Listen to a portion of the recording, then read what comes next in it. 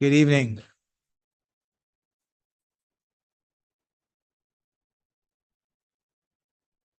City of Lamarque City Council, regular agenda of June 24th, 2024. Notice is hereby given that the City Council of the City of Lamarque, Texas will conduct a regular meeting on June 24th, 2024, beginning at 6 p.m. in council chambers, 1109 B Bayou Road, Lamarque, Texas, as well as via video conference hosted through Zoom. In accordance with section 551.127 of the Texas Local Government Code, presiding officer and the quorum of the Lamarque City Council intend to be and will physically be present at 1109 B Bayou Road, Lamarque, Texas. This location will be open to the public. The meeting will be broadcast at this location on Channel 16 and via YouTube. Council will meet for the purpose considering the following agenda. The meeting has been called to order. Madam Deputy City Clerk, would you give us a roll call, please? Yes, Mayor. Council Member District A. Here. Council Member District B. Present. Council Member District C. Present. Council Member District D. Present. And Mayor. Present, thank you. We now have our invocation and our pledge. I believe there is a Pastor Preston Martin. Did I say that right? Barton, I'm so sorry. Pastor Barton, you may lead us in the invocation, and afterwards I will lead us in the pledge. Stand if you're able. Thank you. Dear Heavenly Father, with humble hearts and grateful hearts, we just thank you for allowing us to gather in this place today. Lord, thank you for your protection that guides us. Thank you for your knowledge and your wisdom that continues to guide us on. Lord, we ask that you continue to pour out wisdom on our leaders today, Father God, and the agenda that we have before us today, that we would use that wisdom, Lord, to do your will to. Father, we just thank you. Let your protection fall upon the city residents that are here in this place. We just all pray in Jesus' mighty name. Amen. Amen. Pledge allegiance to the flag of the United States of America and to the republic for which it stands, one nation, under God, indivisible, with liberty and justice for all. Thank you, Pastor Barton. Citizens' participation limited to 3 minutes per person. Comments from the public will be heard at this time. Any person with city-related business who signed up may speak to council, limited to 3 minutes. Wishing to speak, you may give the mayor or the presiding officer your full legal name, your address, and the item you wish to speak about. Compliance with the Texas Open Meetings Act, the city may not deliberate on comments. Personal attacks will not be allowed. Personnel matters should be addressed to the city manager during normal business hours. Press *6 to mute or unmute if you're participating via telephone. Press the unmute button if you are attending via Zoom. It should look like a microphone icon on a smartphone, tablet, or a computer. If you're with us here in person, you may approach the podium and the center aisle, and you will be heard. Let's remember that this council is one, that we are to be addressed as a whole. Let's remember that we are to uplift and not make personal attacks. Kyle, are there any persons online wishing to speak? No, only staff is online, or only staff is wishing to speak? Only staff is online. Thank you, sir. Thank you, sir. So now we move to those persons that are here present with us. Mr. James Osteen. And welcome, James. Name and address for the record, please. James Osteen, 2012 Giordano. Welcome. Thank y'all. The first thing I want to talk to the council about is item 7.9 in the agenda. It's the y'all going to consider reinstating the I believe it's a public safety building committee. Yes, sir.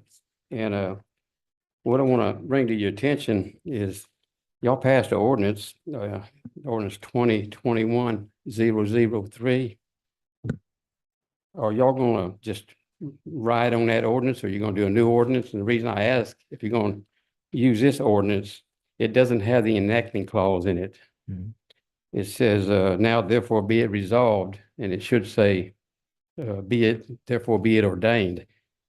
So it's got to have that enacting clause by law. So I don't know how you're gonna handle that, but I want to bring that to y'all's attention. Yes, sir.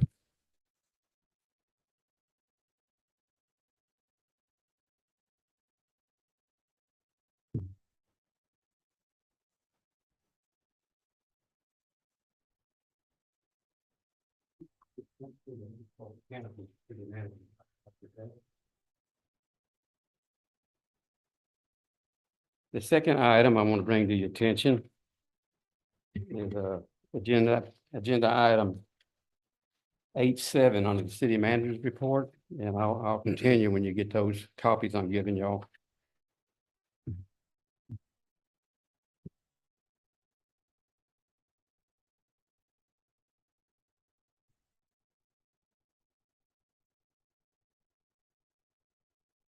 Everybody got one? Okay. No, sir. The agenda item says June 2024 sales tax collection. And when you go to your website, and I gave you our screenshot of the website, if you look on the left-hand side where it's highlighted in yellow, it says June EDC sales tax. And you look over to the right, and that makes it look like all that money is the EDCs. And it's misleading to the public to have that like that. I drawed y'all some lines showing you for June, it's showing the EDC took in $695,666 when the EDC only took in $173,000. The city took in 521. So, you know, we need to, or I think we need to correct that. If you're gonna give the EDCs part of the sales tax, it needs to be broke out in the agenda that's online. Okay? Yes, sir. Yes, sir. So I want to bring that to y'all's attention. Yes, sir. Thank you, James. And Mayor, Point of the information. port of information, Councilmember Osteen, former, you're not opposed. Did I understand that you were opposed to reinstating the Public Safety Committee? Not at No. all, not at all. I want you to get the ordinance right. It don't have the enacting clause on it. I know you were on it, right? Yeah, Sir? You're on the committee. No, I'm not on it. yeah. Okay. Well, I don't know if he's on it or not, but now we're getting into a discussion and Okay. not a point of All information. right. And just Mayor, just for clarity purposes, and I talked to Ms. Nance about this beforehand, but the idea was to gauge the councils, whether you wanted it. And then if you do, then we will bring it back to you in a subsequent meeting. Thank you for clarity.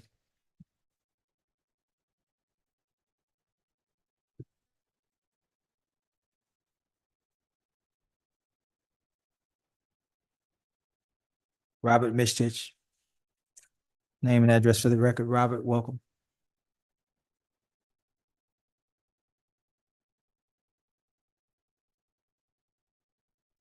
Sir. Robert Midstitch, 24 North Curlew Street, Lamarck.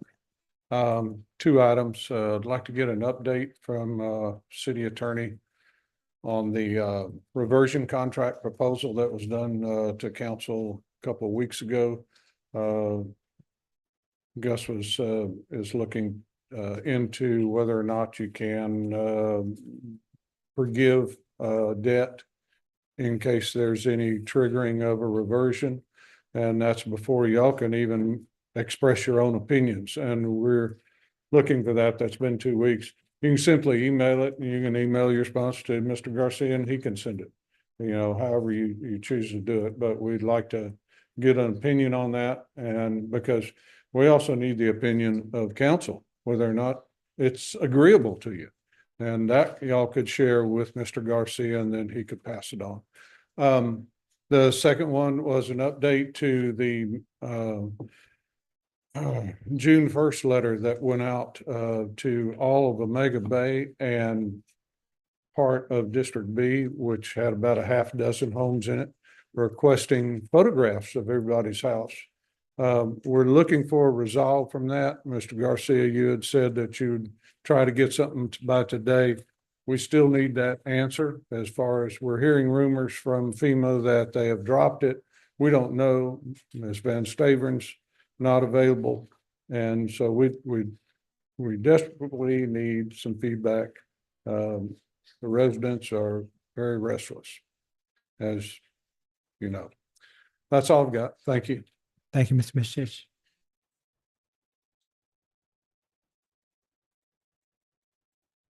Rashard Loftus.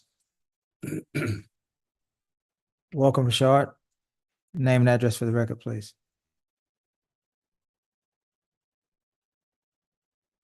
Good afternoon. Rashard Loftus, 309 Johnson Street. So I had wrote a speech, but I'm just gonna not even read that. But so back on the 15th, I rode around District A and I jotted down addresses, county IDs, and plot numbers for about 50 properties that I consider out of compliance. High grass and weeds, some of it city ditches, the grass in there about 5 or 6 feet tall. And it's been that way. And I'm not talking about something that just happened because of rain. So I don't want to say that that's what the problem is. Some of this stuff has been there. If you drive down Lake Road between Bellevue and Rosalie, can't even walk down the sidewalk. Grass is over the sidewalk. And it's been that way for about a year, if Hold not on, more. hold on a minute, Rashard. We okay? Everyone okay? No, we're not fighting or anything. Okay. We're trying to figure out some stuff ourselves. Very well. Thank you. Like I say, about 50 properties I have here on this list.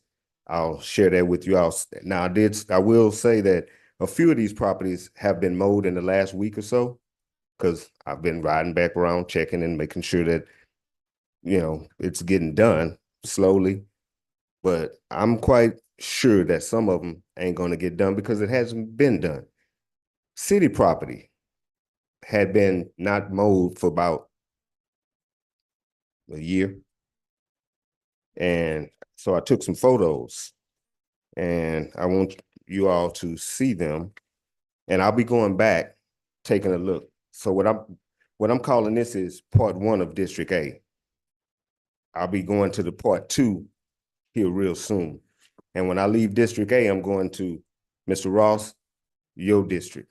And then I'll be making my way around to C and B. This here has to stop, and it needs to stop fast, because District A is a hot mess. And I'm just gonna tell you, Ms. Yancey, your district is a hot mess. So you need to talk to somebody about getting it cleaned up, because I'm tired of looking at the same stuff over and over. And it ain't just because Mr. Mr. Merriman. Loftus, is not Ms. Yancey, it's this council. Well, okay, yeah, let me correct that. There you go. This council, I'm speaking to everybody, District A is a mess. And I'm not saying it because Mr. Merriman took over, because it was like that when he took over. So you can't blame him and Mr. Hernandez. It was like that when they took it over. Point of information, Mayor. Thank you, Mr. Loftus. Point of information, Ms. Yancey. Yes, could you give me that list, Cesar, that he's talking about as far as that, because I know there's been some changes, so, in our staff for that. I do not like that District A is being targeted out, but if it's, but it Ms. is what it Yancey. is. Point of But- information only, Ms. Yancey. All right, but if you could get that to me and those pictures, I would like to see that. Thank you, Mayor. Yes, ma'am. You okay? You got it? Yeah. I'm sorry. I'll share that with you.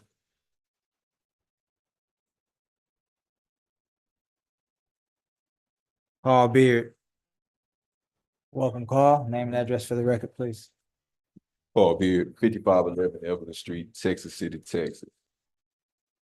Good evening, Marque City Council. In the past few weeks, I've been contacted by numerous constituents of District C. The main concerns about taxation without representation. Member has released through local media outlets, mainly a news network, different press releases that violated what I believe the city's own ethics policy. Members have to attack every protected class of the citizen, including the LGBTQ team. that won a historic vote to become the first transgender prom queen at City of Lamar. His quote, Not his. well, not his, members' quote, looks like pedophiles may be grooming children in Texas City ISD.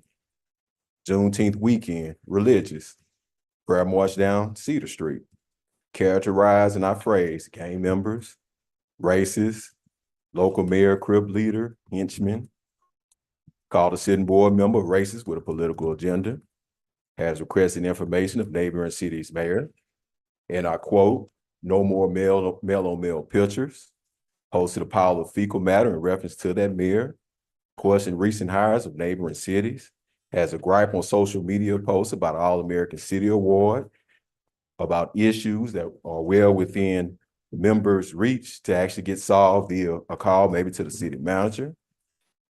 What I'm calling into question is the ethics rule that passed by a 4-1 vote, and I'm asking that member be censored on all of these matters. Thank you. Point of information, Mr. Beard, ordinances require 30 days before they go into effect. And so that ordinance will be in effect, I believe, July the 3rd. So until then, it's a free fall? No, sir. The council can censure at any given time. And so just point of information on that ordinance. And I guess my main concern is that as a city, we're tasked with doing businesses with neighboring cities. We're also tasked with doing businesses with people that are not in this community. These are actually live social media feeds.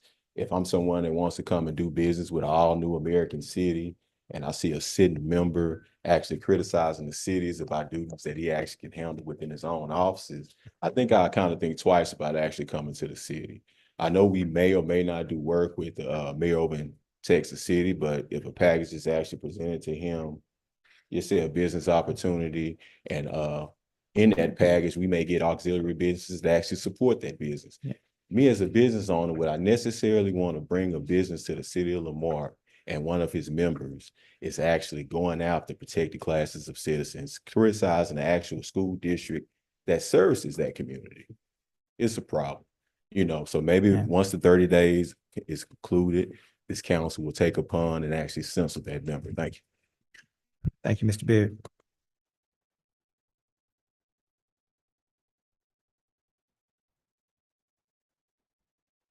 This is Dana Lee.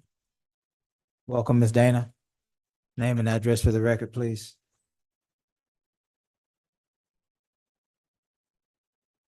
Dana Lee, 202 Robbie Street, Lamar, Texas. Hi, everyone. How are y'all? Hey. My sister's gonna come with me as well. I am Dana Lee with the Carolyn Taylor Lee Foundation. We brought some happiness today. We actually need Mayor Keith Bell to please stand.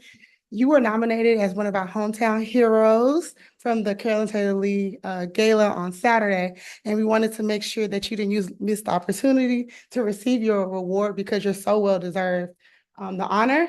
And we're so proud of all the work that you're doing here in the city of Marque and with the community surrounding Galveston County. So we commend you for all that you do, and we're so proud. So thank you.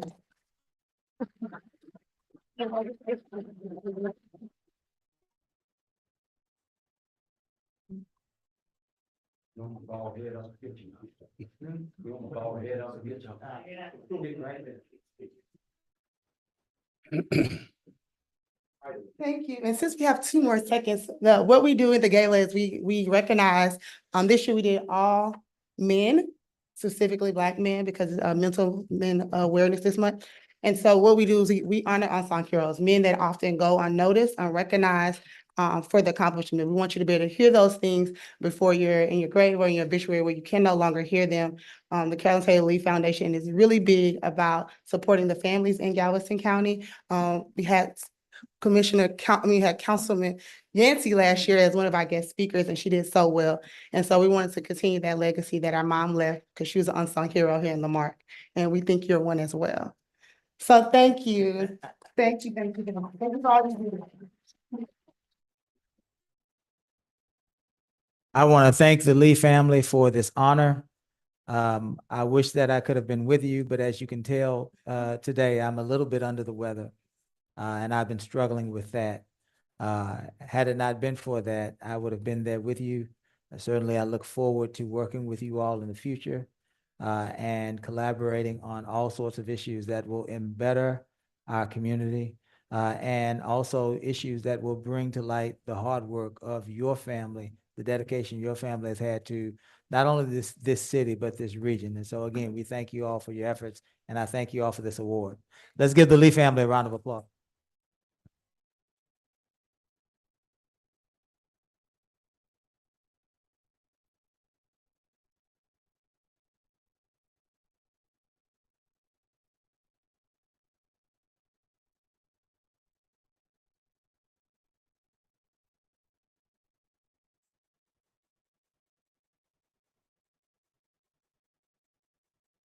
Any persons online wishing to speak?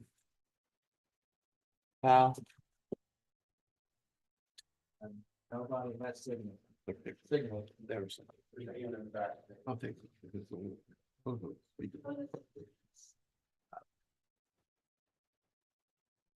You may approach. We normally have our speakers' time cut off before the meeting starts. And we normally ask for a form to be filled out, but we certainly want to hear what you have to say. So we would ask for your name and your address and item you wish to speak about. Okay, my name is Chantel Woodland. I live on Jackson Street. So I have a couple of issues within our community. So on Jackson Street, there's only one side of the street that tends to lose power, especially with, this is a huge issue, especially with storm season coming up, as well as we tend to flood quite often with us having to use our own resources to be able to stop the flooding, and the flooding in the streets could last for days. And then I had an issue to bring up with the death of Patrick Payne, which happened on Jackson Street, I believe June 9th.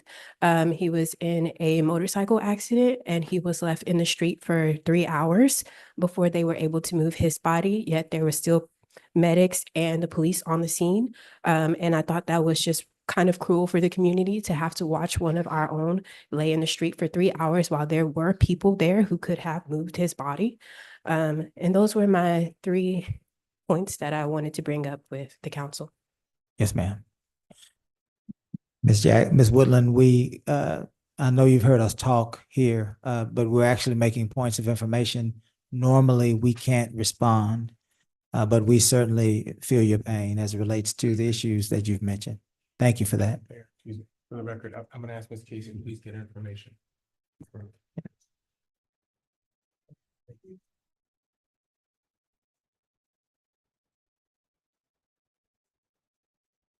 Item 5 minutes, 5-1 regular city council minutes, 2/26/24.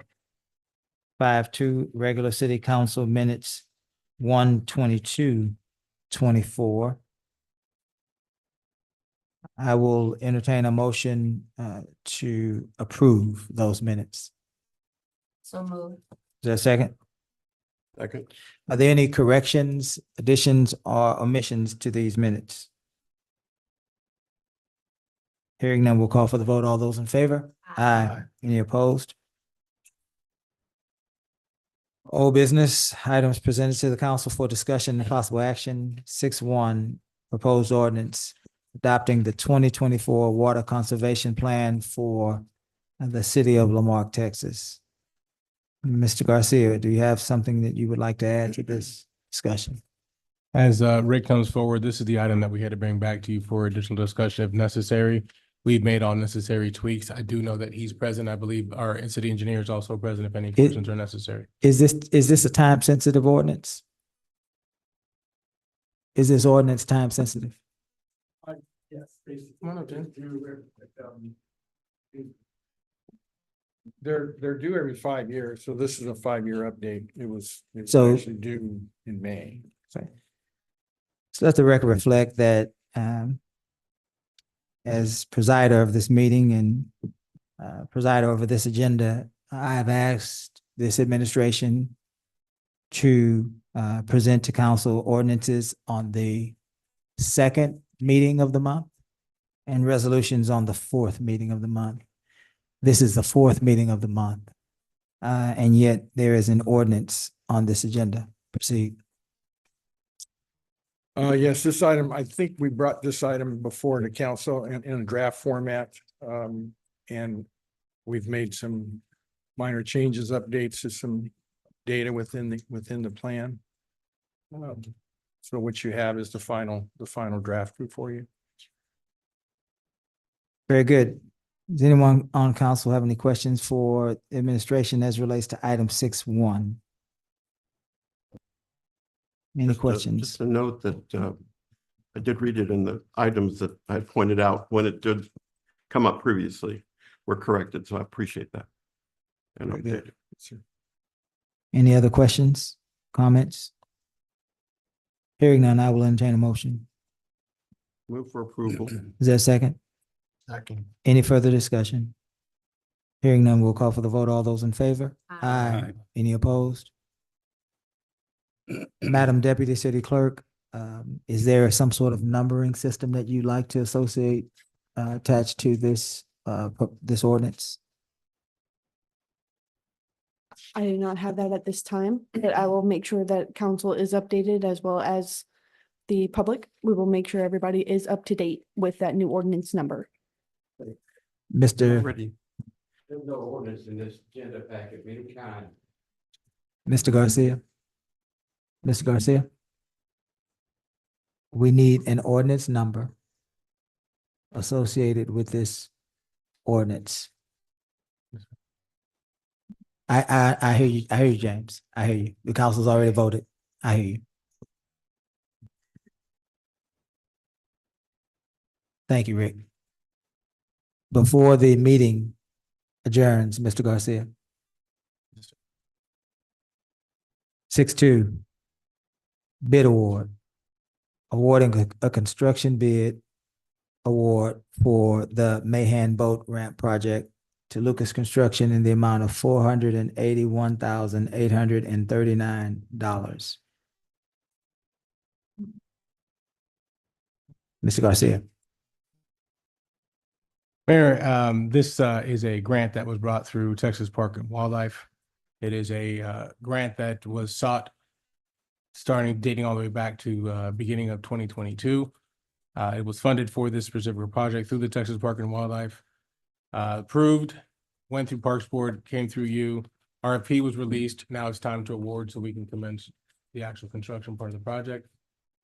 We would like to entertain any questions you have. Do we have any questions for Mr. Garcia as relates to item 6.2, the Mahan Boat Ramp Project? Hearing none, we will entertain a motion.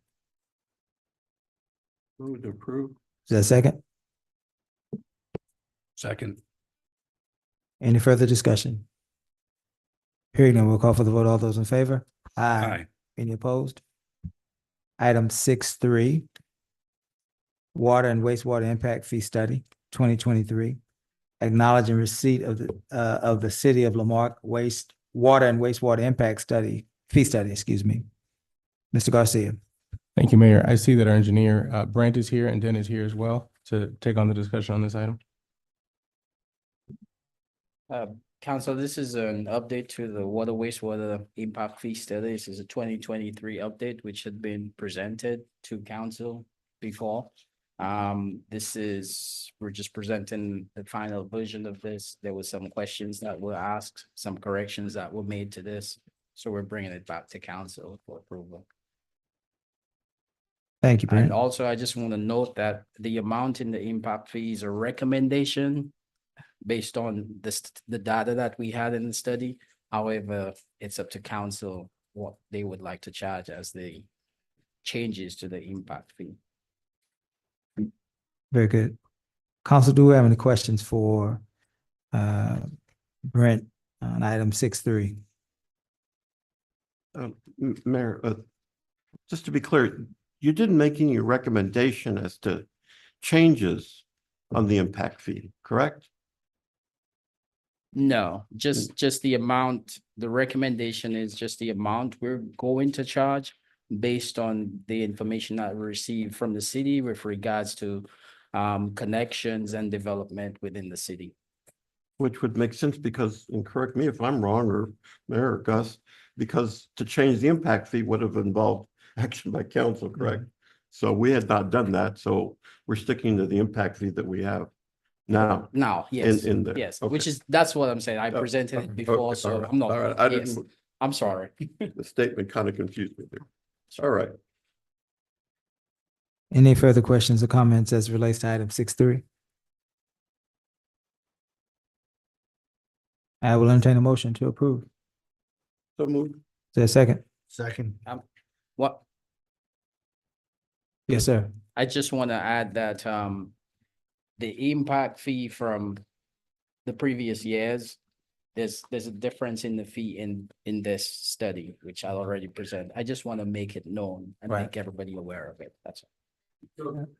There, within this fee study, I think what you were asking, sir, is yes, there's a recommendation to increase impact fees. No, I think what he was asking is that this study is different from what they had What before. we Right, had. yeah, but they That- had that this. Actually, it was two. Yeah, Two yeah. pieces. You're So you're this correct. is the same. So, but we're not changing our impact fee at this time. Well, when you say you're not changing it, are you referring to the impact fee prior to the 2023 update? Is that what you're referring to? We have an established impact fee right now, Yep. which I believe is 1,000. I forget the amount. Yes. So there. So to answer your question, yes, the amount that we're charging is a difference from the prior to 2023 update. So the fees are increasing essentially. So, if I may, Okay, this is what they're presenting to you all is what and what they are proposing the impact fee should be, That's correct. correct? That amount is different from what it is today. today. What we need from you all is what they have proposed is, for lack of a better term, the max. What we need from council is what do y'all want it to be? And then we will bring you an ordinance that does that. Is that That's correct? correct. That's correct. Dan? And that's why I said it's a recommendation, but it's up to council what they would like to charge. Let me add, Councilmember, Mayor, Gus, you're correct, but it's not the maximum that's allowed. The maximum is the basically double the cost. Correct.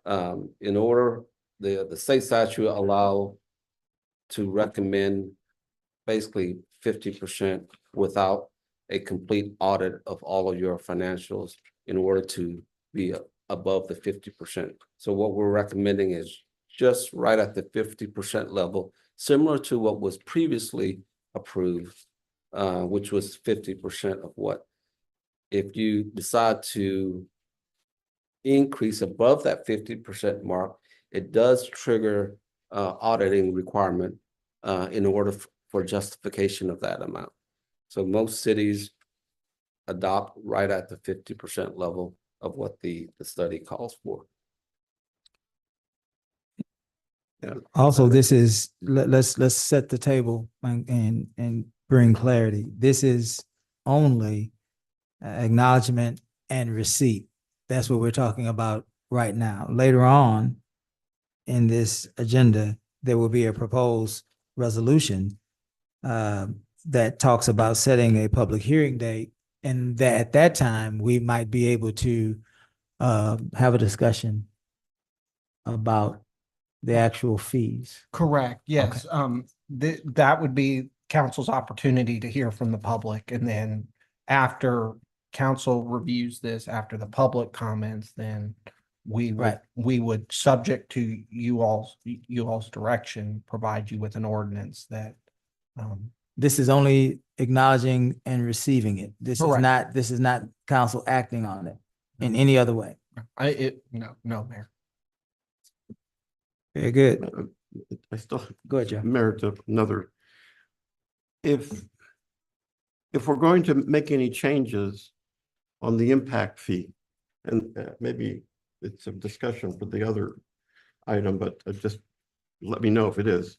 But seems to me that we do that as part of a financial planning, which is to say, in a new budget year, which we're going to start our budget discussion, correct?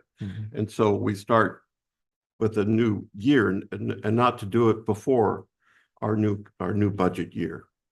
That, And I would definitely, Dan and his team have done all the work, but what the impact fee is there for is to pay for the increased certain services that new development will bring. correct. Dan and his team have reviewed what those costs will be, and that's part of this study. Also, sorry. Local government law requires this study to be updated every 5 years, and that's why we're doing it now. And we're not waiting for your budget year. Now, again, I want to reiterate that the amounts that we're proposing in here is based on the information that we received from the city with regards to development, and we're making a recommendation. However, if you would like to keep this at the existing levels, because you feel like as a council, that's what you would like it to be until you look at your financials, it's your decision. However, we're providing the information so you could make that decision. Thank you, Mary. I think I understand. Hello, this is Christine Turner. I'm online here. Yes, ma'am. If you can you forward that information to myself, city manager and deputy city manager, so we can look at that and review it? You mean? Yeah, Absolutely, we are- absolutely, Yes. yes. Thank you. Thank you. Thank you, Ms. Turner. Any further discussion? We have a motion and a second on the floor. We will now call for the vote. All those in favor? Aye. Any opposed? New business, items presented to council for discussion and possible action. 7.1, proposed resolution. Application for the Gary Sinise Foundation First Responder Grant with 23 sets of turnout gear for approximately $130,000. Would that be the fire chief? Chief, if any specific answers are necessary, this is not necessarily fire, it's a joint fire and police. Mayor, we've identified a fund that has allowed us to possibly get credit for some of the stuff that we've already purchased through the Gary Sinise Foundation. And we're in a position right now to apply for the grant and retroactively be able to get credit for some of those that we've already purchased and use that as the match to buy more that we need. That is what we're considering to propose here tonight, and that's what we're ready to apply for should you approve. Is there a match to this grant? There is a match, and it would be recovered through what we've already purchased. It's a retroactive reimbursement. So they would give us credit for what we've already purchased.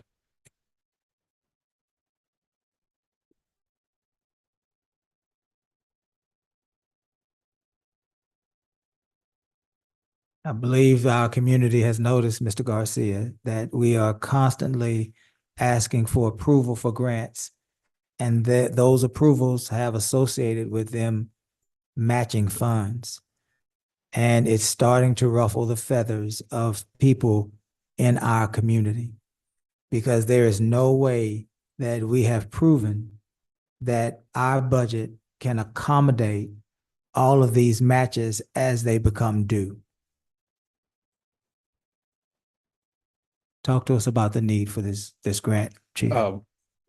As Mayor and Council, our current state of bunker gear is, I have 10 sets of bunker gear that expire at the end of July.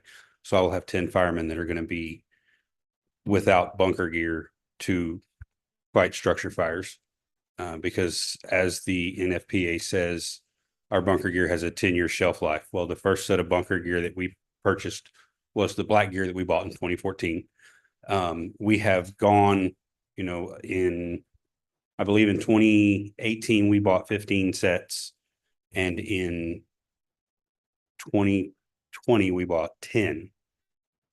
We are trying to get rid of the last 10 sets of gear that are expiring. We've been breaking it up, so we're not purchasing. Technically, if we were to buy bunker gear, we need 36 sets of bunker gear for everybody. Unfortunately, that grant, the cost for that 36 sets of bunker gear would have been beyond the limit of that grant. I apologize. I inverted 7.1 and 7.2. So bunker gears, this one, no match. No I was- match. I was responding to 7.2. I apologize for the confusion. That makes me, for one, feel a whole lot better. Point still stands. Right. And we'll have that discussion apparently at 7.2. But it's good to know that we don't have to decide between our And firefighters having bunker I've gear. been working on, some creative ways to purchase bunker gears with using some of the county funds that we've been saving to help keep these guys in gear so that they can keep protecting the citizens. With the cancer causing carcinogens that come in smoke, the TCFP is moving towards, each fireman having 2 sets of bunker gear. Once that set of gear has been into a structure fire, it's taken off, it's put in a bag, it's sealed, and it's sent off to be completely decontaminated and cleaned and disinfected. While that set of gear is out being decontaminated, they have a second set of gear that they can go back into rather than putting that fireman out of commission in case there's another fire. The best practices for the state of Texas is each person has 2 sets of bunker gear, and we're working slowly towards getting that direction, which is where we came with the 15 sets, the 10 sets. Because it's impossible to take on 36 sets of bunker gear for a town of our size to buy 36 sets of bunker gear at the tune of about $6,000 a set to protect our firemen from, the harsh environments. So let's be clear, from yourself down to the newest firefighter, all of you guys have bunker gear, at least Yes. one set. One set. Okay. My personal set, the set I'm currently wearing is, it expires at the end of July. Okay. But as of right now, no one is out of. No, sir. We all have bunker gear. Could you explain, what is bunker gear for those of us that's? It's your it's turnout ensemble. It's basically the heavy coat, pants, boots, the helmet. What it is it has an internal liner. It's called your thermal protection layer. It's made out of some titanium materials and some air pockets to prevent generally fire can go from about 800 degrees to 1,600 degrees, depending on how hot the fire is. What chemicals are in there, and that's what we use to protect. It helps us get in and put it out.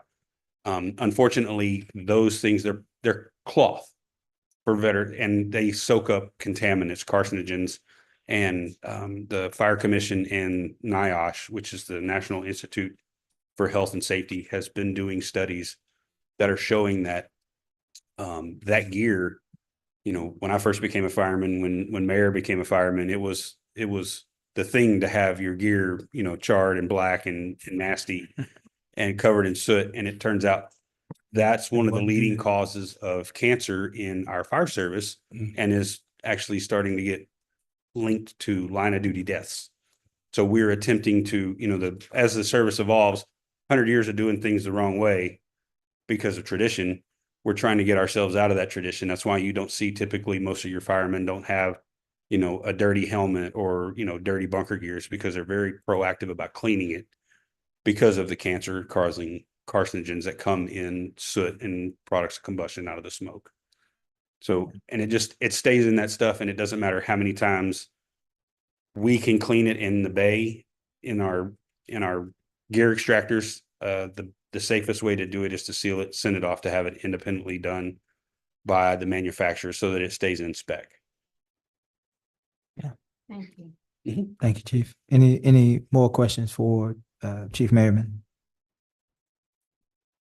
I will entertain a motion. So moved. The second. Second. Any further discussion? Hearing none, we'll call for the vote. All those in favor? Aye. Any opposed? Item 7.2, proposed resolution authorizing the submission of a grant application for the BJA Patrick Leahy Bulletproof Vest Partnership Program. I assume this is the one that has the match, Mr. Garcia. Yes, sir. For the point of clarity, we have already purchased some without the grant. We just needed to purchase more because we've had new officers. What this grant allows us to do is to get credit for any purchase. Let me make sure I'm reading the fine print here. The average cost is $900 per, and we would be automatically reimbursed for anything purchased from April 1st to date, which to date right now, we have purchased credit for 7 to 8 vests. So essentially what occurs is we would be allowed to use those as credit for the match. So essentially it'll be listed as a match, but it'll be no match because we're only going to order to whatever that credit is. So the idea is to not have any matching grants or not have any matching fund needs. But what, do you understand what Mr. Garcia just said about the reimbursement? I believe, as I understand it, the city has budgeted for a certain amount of, or has there in the budget covers the purchase of a certain amount of bulletproof vests. This grant, those vests have been purchased. This grant is allowing the city, this grant would allow the city to be reimbursed for vests it's already purchased. Is that correct? Partially. Okay. So for example, we purchased 7 to date, right? We would get credit for those 7 to purchase 7 more. And essentially what ends up happening is we would purchase 7, but then get credit for the match for the other ones that we've already purchased. So the new 7 purchase, if funded, if selected, would be no match if we get credit for the reimbursement. That's what we're asking. We're asking for a no match waiver. So essentially it is no match, assuming that we get the waiver. Yeah, but that's, Mr. Garcia, I respectfully disagree. That's not no match. We've already expended taxpayer funds to acquire those vests. And now this may be a way for us to leverage those funds to get more. And if that's what that is, then the council needs to know that that's what that is. And that's a simplified explanation of what you just said. I apologize. That is much simpler stated. But to say that that it's no match, and I'm not trying to say that you meant it No. in any. You stated it much better. But I think what he's saying, Mayor, is that you're gonna ask for a no match waiver. Is We've that what already requested a no match waiver, ma'am. We're waiting to hear back. Can I speak? Hello. This is our manager who is helping us with this. Hey, did you want to add something? Who are you? I'm sorry, would you state your name? Alice Ashley. I'm Oh, sorry. hey, Miss Alice Alice. Ashley. I'm sorry. How are y'all? How The are you? way this works is, okay, if we're awarded, regardless, we can request 100 bulletproof vest. We are not held to purchase 100 bulletproof vest.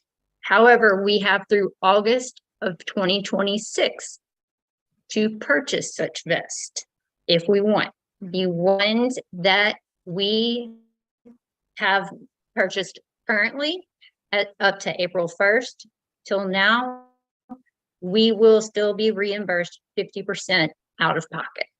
So what we will get 50% back of everything we have spent already.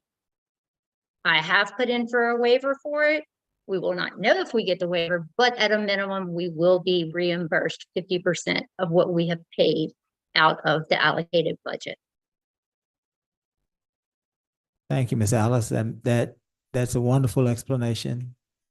Certainly, we all can understand that we still would be expending 50%, and that would be tax. Well, we've already expended that. Right, but that's still taxpayers' money, and the devil happens to be in the details and in the explanation at this point. And what we're simply saying is, if we've expended those funds already, it's for our police department. And certainly, we want them to be safe, but we don't want to leave a false impression that there is a no match, because we have expended taxpayer dollars already, and that's okay. It's okay.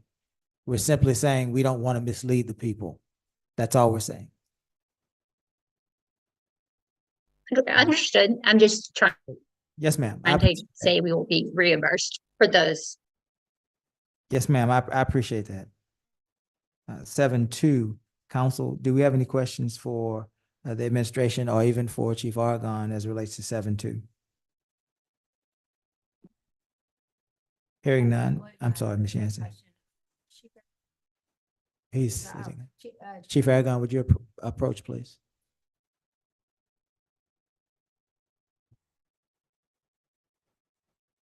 No, I just wanted to know, Chief, where do we stand with the need right now for the bulletproof vest? I mean, Second, Councilman. where do we stand in the need right now for bulletproof vests? Well, we have what we need right now, but this is a way to recover 50%, which is what Alice has mentioned. And if they put a waiver in to pay us back the whole thing if possible. And it's roll of the dice, really. We're not sure, but with our waiver and the reasons for our budget concerns, we have a good chance. So, Okay, but we have vests. Okay. And, they wear out after about I think it's usually 5 years. That's the life expectancy of a vest, just for safety purposes. And they're very expensive, $900 to $1,200. A vest? $900 to $1,200 each. So this is an opportunity to recoup some money. Okay, so it's $900 to $1,200 vest. You have how many officers right now? We're authorized 45. We have 43 on 43 actually right now. 43 active. Go ahead, I'm sorry, So- Councilman. What I was hearing is if we get approved for this grant, we can purchase vests out to August of 2026. Was that what I heard? Yes, that's correct. So if we get the grant, the vests only cost us $400 each instead of, Correct. or $450 instead of 900. Right. That is correct. So what did we budget last year for the cost of equipment? Because Oh, I don't have it it's in front been of a me. but- year. I don't really quite remember what we did because I could get that for you, Councilman, but I don't have it. and when we sit down with the PD for budget, can you bring me the life expectancy of your vest that you have? Yes, we could do That that. way we can start planning, for planning purposes, we can plan the next couple years on how many vests we need this next year and the year after, Sure. and we can make sure we have that budget. We could do Because that. The last thing I want is somebody's vest to fail. It's a good idea. We do that. Thank you. Yes, sir. Did you have something else, Councilwoman? No, I'm good. Any other questions or comments for Chief Aragon or this administration as relates to item 7.2? Mr. Garcia, I would like a list of every grant that this council has approved application for the last 12 months and the matching funds, if any. And I'd like that to be shared with the entire council. Thank you. I will entertain a motion on 7.2. So move. Is there a second? Second. Any further discussion? Hearing none, we'll call for the vote. All those in favor? Aye. Any opposed? 7.3, resolution authorizing the city manager to sign, officiate the interlocal agreement for sharing computer-aided dispatch data with the Texas Department of Transportation. Mr. Garcia. Thank you, Mayor. This is the annual agreement. I see Chief has walked out, but this is once again, the same document that we bring back to you on the actual basis, on an annual basis for your review. If there's any questions, I'll be more than happy to entertain those questions. Council, do we have any questions for Mr. Garcia as it relates to item 7.4? Excuse me, 7.3. Hearing none, I will entertain a motion. To approve. There's a second. Second. Any further discussion? Hearing none, we'll call for the vote. All those in favor? Aye. Any opposed? 7.4, proposed resolution.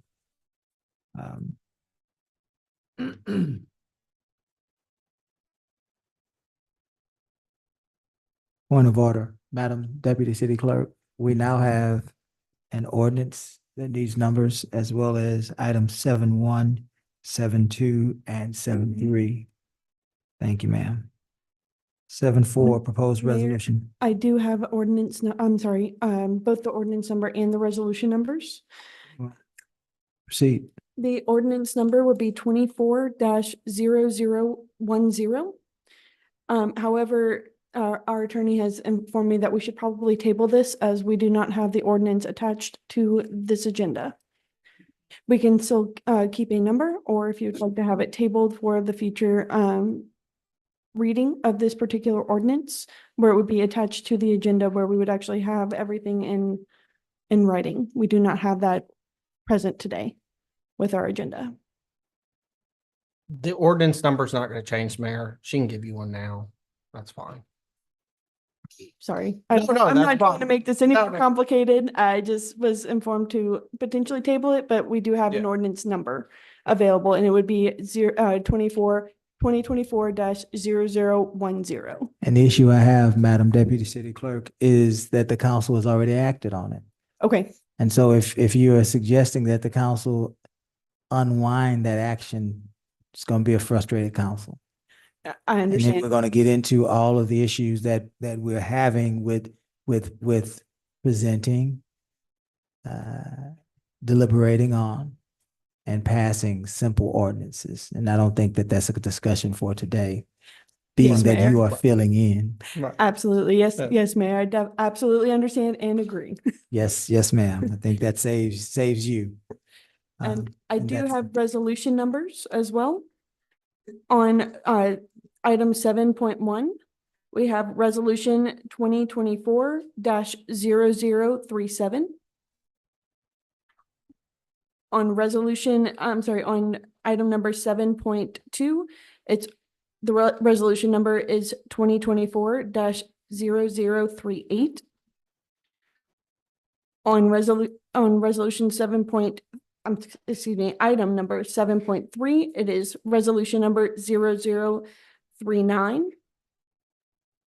And on, We haven't done that one yet. we have not done the next one, so. But you are excuse doing me. a fantastic job tonight. I wanted to let you know that. You really are. Thank you, Mayor. Thank you for everything that you're doing to help us. Thank you, Mayor. 7.4, proposed resolution, setting a public hearing date of August 26, 2024 for the City of Lamarque 2023 water and wastewater impact fee study. This is the setting of the public hearing that is associated with item 6.3. In 6.3, we received the study. And here now we are being asked to call for the public hearing. I will entertain a motion. Is there a second?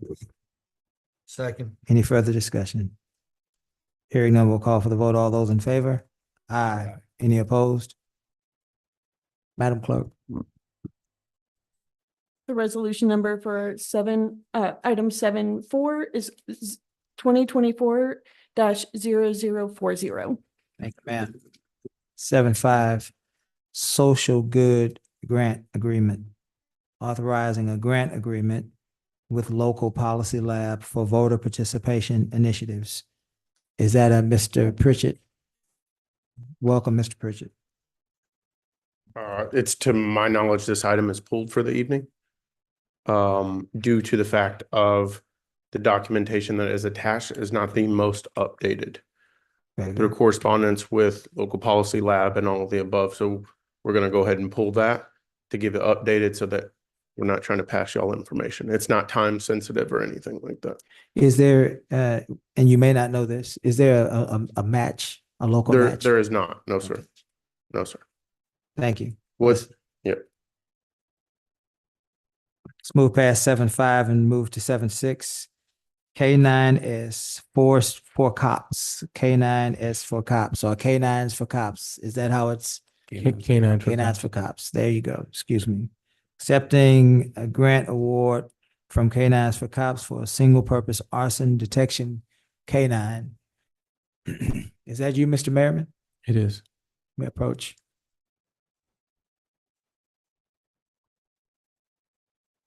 Yeah. Good evening, Mayor and Council. Actually, kind of pleased to bring this before you. This is a project that started well back in 2021, 2022 with the initial filling out of the Canines for Cops grants for the first ever accelerant detection canine in the history of Galveston County. It will be right here in Lamarque. We have received a no match grant for the dog and the dog's training to be an accelerant detection canine. As you will see in the packet, we have letters of support from local areas as well as one prominent company who has vowed to donate equipment that's not covered, such as dog bowls, leashes, training items for the program. All of the local fire marshals, all of the local fire departments are 100% on board. This is a tool that has, before this, never been in Galveston County. The closest one is in Pearland. There's used to be one in Pasadena. Otherwise, you have to go to the state lab or you have to call Harris County's fire marshal's office for an accelerant detection canine. That's on the fire side. There is a public education side that goes with the accelerant detection canine, where they do all the pub ed in the schools. They teach the kids about fire safety.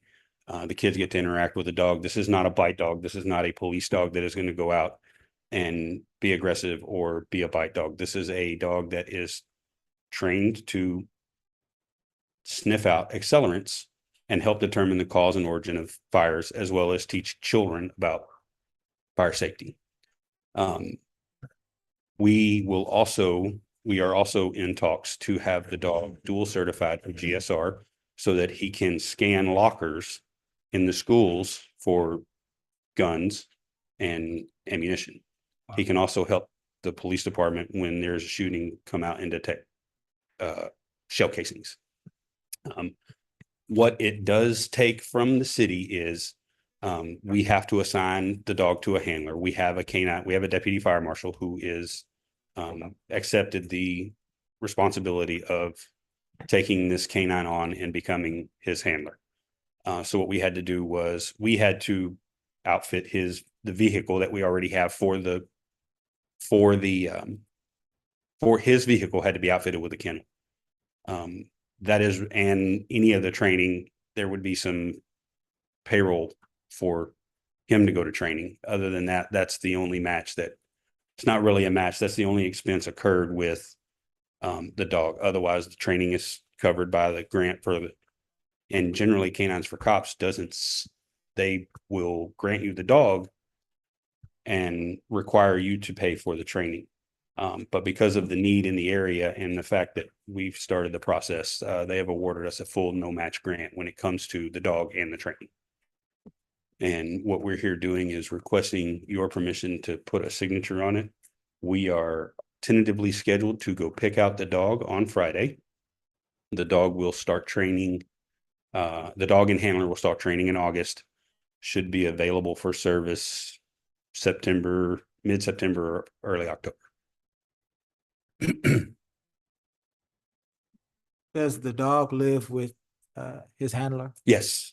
Much like a police canine, the dog that becomes the officer's partner. He rides with him, he takes care of him, he cares for them.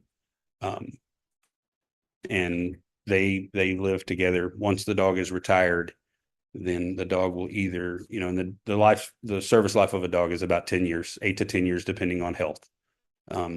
They average that because depends on the types of, like if they get sick from sniffing accelerants, sometimes it can cause problems depending on how many and how often. But the average lifespan of a dog is 8 to 10 years of service life. The handler is obviously responsible for the dog for 8 to 10 years. And then the handler will have the option to adopt the dog at retirement. Yeah.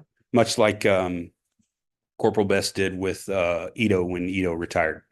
He still has Ito, and obviously he has the new dog, but that's the standard policy. The dog doesn't go to a kennel, and it becomes a family pet. Sure. The last question I have for you, the dog has expenses such as food, right? Yes. Veterinarian, visits, shots, things of that nature. Yes, sir. What line item covers those expenses? So with it, we intend to use some of the county mutual aid money to help fund that, as well as the local fire union has set up an account for 501c3 based donations. If you would like to donate to the dog, Canines for Cops has a QR code they're going to be putting out that has a landing page that will take them to that donation site. So those mutual aid monies that you're referring to that's disbursed by the county, those were not already earmarked for other projects? We keep some to maintain in case we have to buy a damaged set of bunker gear, or the vet bills and the food would the average run somewhere between $6,000 to $8,000 a year for food and vet bills, depending on the health of the dog. And so you don't need that much now because you're moving into a new fiscal year, but do you have enough from Yes, sir. the passage of this or the acceptance of this grant through the rest of this fiscal year? Yes, sir. Okay. The dog, we will not take possession of the dog until he comes home from training and is certified middle of September for October. Okay, very good. Council, do we have any questions for Chief Merriman as it relates to item 7.6? Yeah. I think it's an honor to be the first city in Galveston County. I think it's a great idea. I mean, I think it really is. Chief, I'm looking at the documents here. 2 questions. What's the value of the grant then? And the time period? The dog was granted to us. The value of the training is roughly $5,000 to $7,000 for the training. And I don't have a cost on the dog because it was they awarded us the dog. I've never known what a I'm cost kind on the of dog going on the same figure that we used for our police dog, which was, I recall, $30,000. Probably pretty close. It's still some of the same extensive training around there. In fact, the same trainer that is in charge of training the police dogs has an accelerant division, and all of the dogs from Harris County, Pearland, the dog that I'm most familiar with is Dio over in Pearland, and he was trained by the same trainer that our dog is going to go be trained through. And Chief, with the support of all the local fire departments, I assume that we're going to be working collaboratively with them in the event that there's a need for the dog. Absolutely. And We have been in talks with we have the county mutual aid agreement. Yes. But we have been in talks with myself and the chiefs from Hitchcock, and we already have an automatic aid agreement with Hitchcock for their assistance with their ladder truck to help us with ISO. And the chief in Santa Fe, as well as Dickinson, have reached out and requested that your Lamarque firefighters help them because they see what we're doing over here. So we're working on aid agreements with those guys. Aid agreements above and beyond what the county mutual aid agreement already is. Very good. Just 2 quick other items. Third item is I'm excited about this opportunity because it opens a new door for collaboration with the American Red Cross and its fire safety campaign. Yes, sir. Especially as it gets in front of the kids in the schools, and it adds another element to that. So I look for that opportunity. You saw the support from Tech City ISD, which will get us into the Jimmy Haley and Lamarque High School, so that the students and the children of Lamarque can actually interact with this dog. And it's a pretty cool thing. Outstanding. And once again, I thank you. I thank the entire team, the city manager. This is consistent with that aggressiveness that we have to go after grants that traditionally this city has not done. So I'm appreciative of that. There are a whole lot more out there. Thank you. Any further questions or comments for Chief Merriman? Dog. Hmm? Can't wait to meet your dog. First available council meeting, he will be here. I say he, I assume it's a dog. We don't know yet. Don't know yet, yeah. We have to go, I have a friend who has a canine up in Austin, Travis County, the dog has its own Facebook page, so there's one coming. You know, I wanted to share, clearly this is a great thing, right?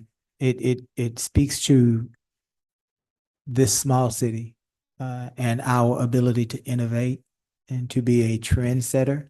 This is not the first item that has come across this council's face where it's been proven that this city, this council, this community has been innovative in our strategies to solve problems. But I wanted to point out again to those of us that are listening, there are only 3 paid fire departments in Galveston County. There are only 3 paid fire departments in Galveston County, and you would probably guess that one of them is Galveston. Which is the oldest Yes. paid fire Yes, department sir. Yes, in sir. the entire state of Texas. Yes, sir. Galveston is the original. And you would believe that to be true because of who Galveston is as a city and the history of the island. And then there's Texas City, and we realize the petrochemical industry warrants, right, a paid fire department, especially with what happened in the 40s. But most people would probably say League City would be the 3rd, and then they would be wrong because the city of Lamarque, 20,000 strong, is the 3rd paid fire department. I will point out, Mayor and Council, that most towns of our size and annual operating budget don't have a paid fire department. And so we need to remember that when we're looking at tax rates. Why would our city's tax rate be as high as it's been compared to other cities? Some of those cities don't have a $3+, $2+, $3+ million budget for their fire department, right? So I just want to at all times remind people that it is a great thing that we have a paid fire department, but I would also want to remind people that we have a paid fire department. If you get what I mean. I do. And everything that, you know, I've said it many times when I come sit up here and pitch things to you guys. I can't make our fire department make money because trucks are expensive. Maintenance on trucks is expensive. Bunker gear is expensive. You know, it's personnel. It's all a huge drain on the tax dollar. And I'm very cognizant of that. That's why we try to remount our ambulances as many times as we can. And, you know, we currently, you know, we run trucks that, you know, standard trucks run 5 years and they spend another 7 years in reserve status. And sometimes our frontline trucks run 7, 8 years and then they go to reserve status. So we are very cognizant of the tax dollars because of that situation. But, you know, I still stand behind we're the best fire department in Texas. Best in the county. Best in Texas. Best in sir. Texas, and Galveston is right underneath. Being a retired Galveston hand, I would expect you to say that, sir. Thanks, Chief. Do we have a motion, Madam Clerk? I'll entertain a motion for item 7.5. So moved. 7.6, I'm sorry. Is there a second? Second. Any further discussion? Hearing none, we'll call for the vote. All those in favor? Aye. Any opposed? Thank you, Mayor and Council. Thank you, Chief. It feels good to pat you on the back now that we have to call you up here for item 7.7. Would you please approach Chief Merriman and Officer Hernandez? I asked for this item to be placed on the agenda because there have been questions about the progress and the direction of our code enforcement division, not only by members of our community, but also by members of this council. And so we have, I'm sure, a discussion that's to be had, questions that need to be asked. But before we do, let's say to both of you that we're excited about the fire department. absorbing the code enforcement division. We believe that this will be a tremendous asset to our city. Mr. Hernandez, thank you for taking on this difficult role. We know that it is not easy to enforce code in any city, and there are challenges in every city. And so this discussion, I would hope that this discussion does not impress upon you that there is a lack of appreciation, a lack of understanding. But this, for my understanding, is a fact-finding mission. And so that we can find fact and then lead through providing direction. So do you all have an opening statement that you all like to share, or shall we just get into it? Does not matter to me. It's up to you, Mayor and Council. I have some, some brief bullet points that I would be happy to hit. Proceed. Kyle has a visual to put up there. So what you folks are seeing is those are stats that we started collecting now. Those are not fiscal year stats. We did not start collecting the information until January. Well, we didn't really start collecting it until February. So January, the previous months are just not on there. So this is basically goes from January to now. When did you take over? In October. And so you're saying you took over in October, but you only have the data from January until now? Proven data. Proven data. What's the data between October and January? I didn't have it, to be honest with you. When I took over, when we took over code enforcement, and that goes in with some of the bullet points I have here. So, staff turnover, there's only one of my current code officers who was here under the previous administration, one certified code officer, and out of the entire code enforcement department, he is the most tenured, and his year was 4 days ago. His anniversary date was 4 days ago. I currently only have two certified code officers, Supervisor Hernandez and Officer Durning, and the other two are in training under the guidance of our two certified code officers. I'm still 2 code officers short. And is that, so you have 4 staff members? Yes. And you're saying in addition to the 4 staff members, you're still 2 short? Yes, sir. Okay. And at the transition in October is really why I don't have the stats from October to January, because I really didn't know what we were going to have as key performance indicators.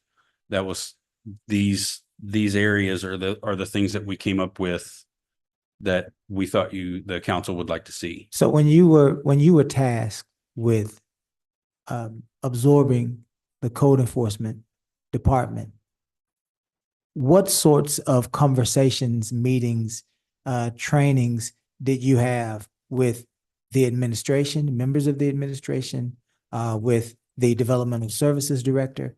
Were you just simply handed a department and they, and I don't mean they being a person, but they being whoever was supposed to support you, they just did not engage with you after? Is that Correct. what happened? So here's, I mean, I need a yes or no. yes, sir. Okay.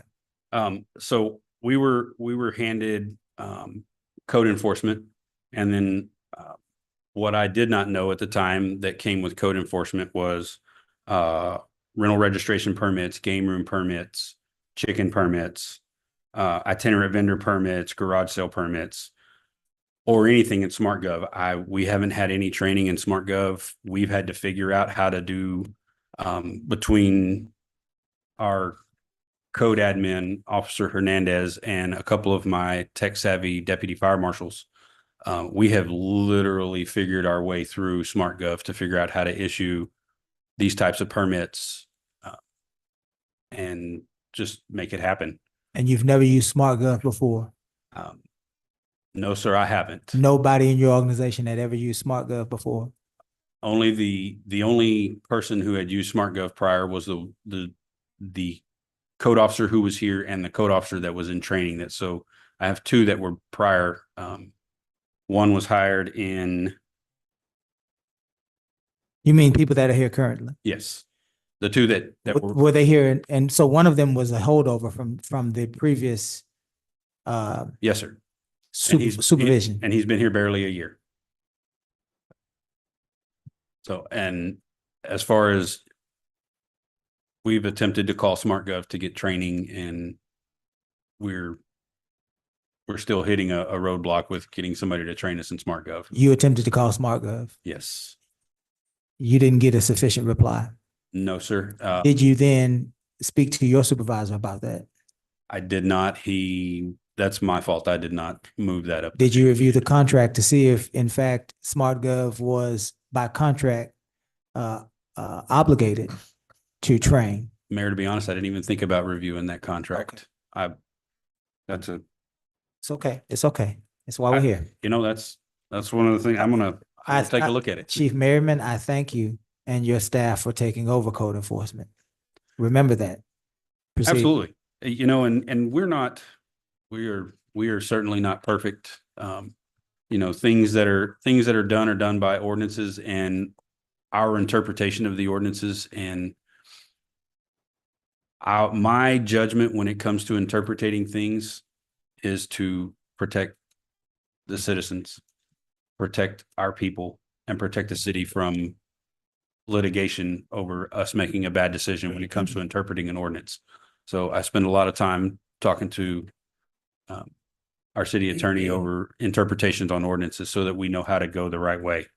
And we took over building and standards as well. And from September of 22 to June of 23, there were only 4 building and standards meetings.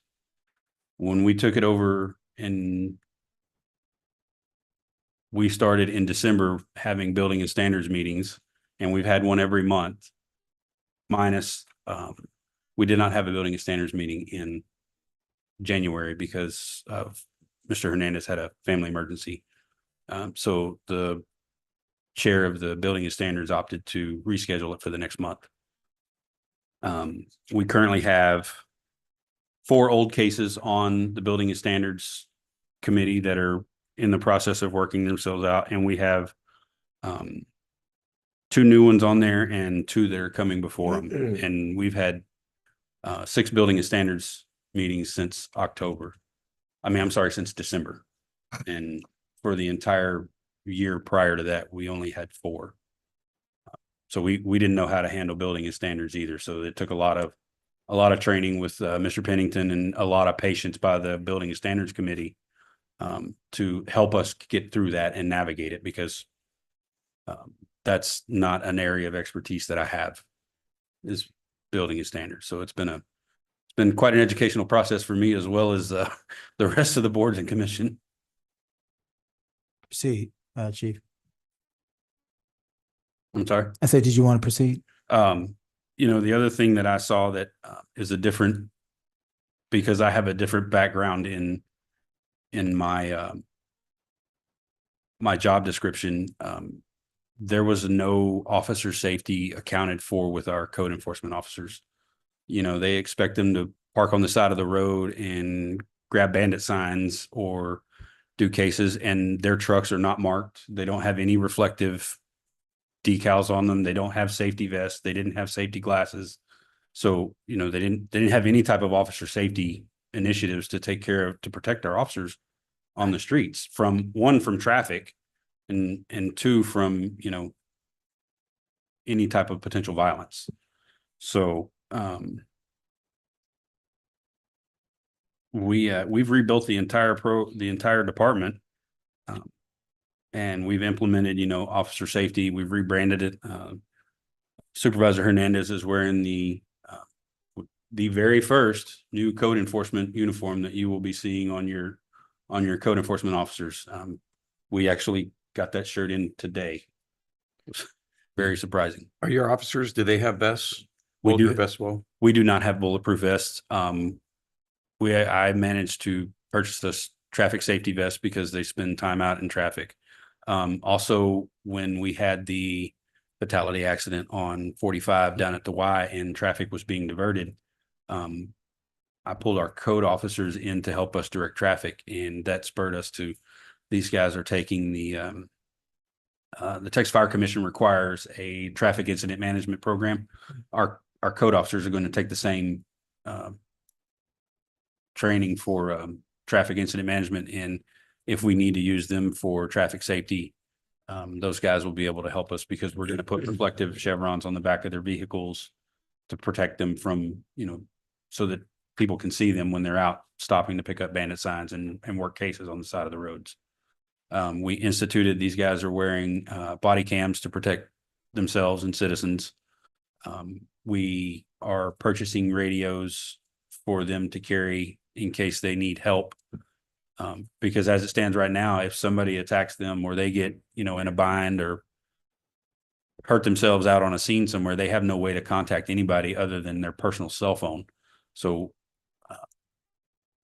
we've opted to put them with radios that have the fire channel on it and the PD channel so that they can call for help if they need it.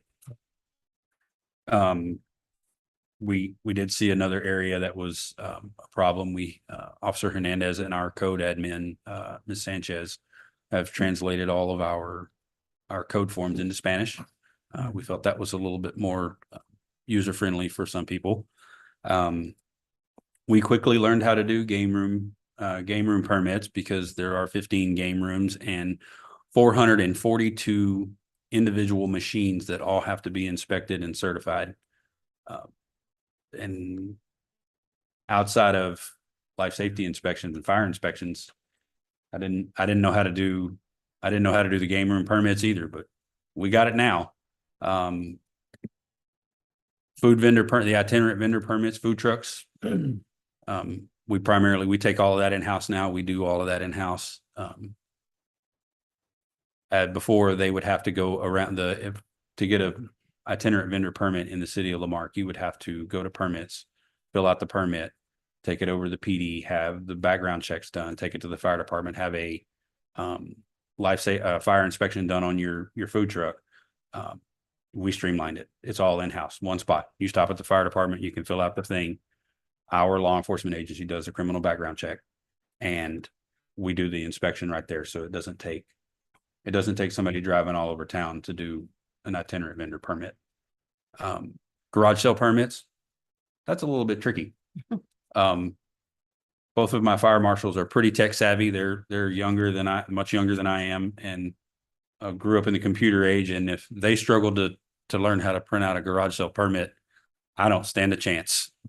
Just be honest with you. I don't stand a chance of doing it, but we figured out that kind of stuff.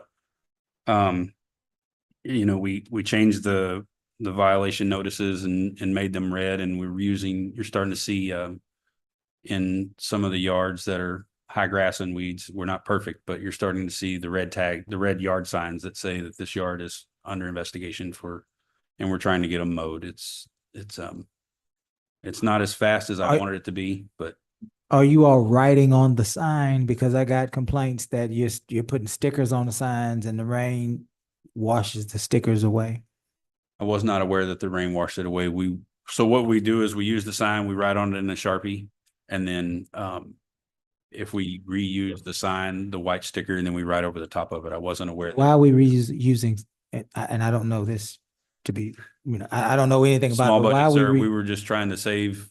We were trying to start it and try not to spend as many tax dollars as we could on reusing signs. Once we get the case abated, the sign can be moved out. There's no reason for us not to reuse the sign instead of just throwing the sign away and reprinting another 250 signs at a time. How much are the signs? 250 signs cost us roughly $1,500.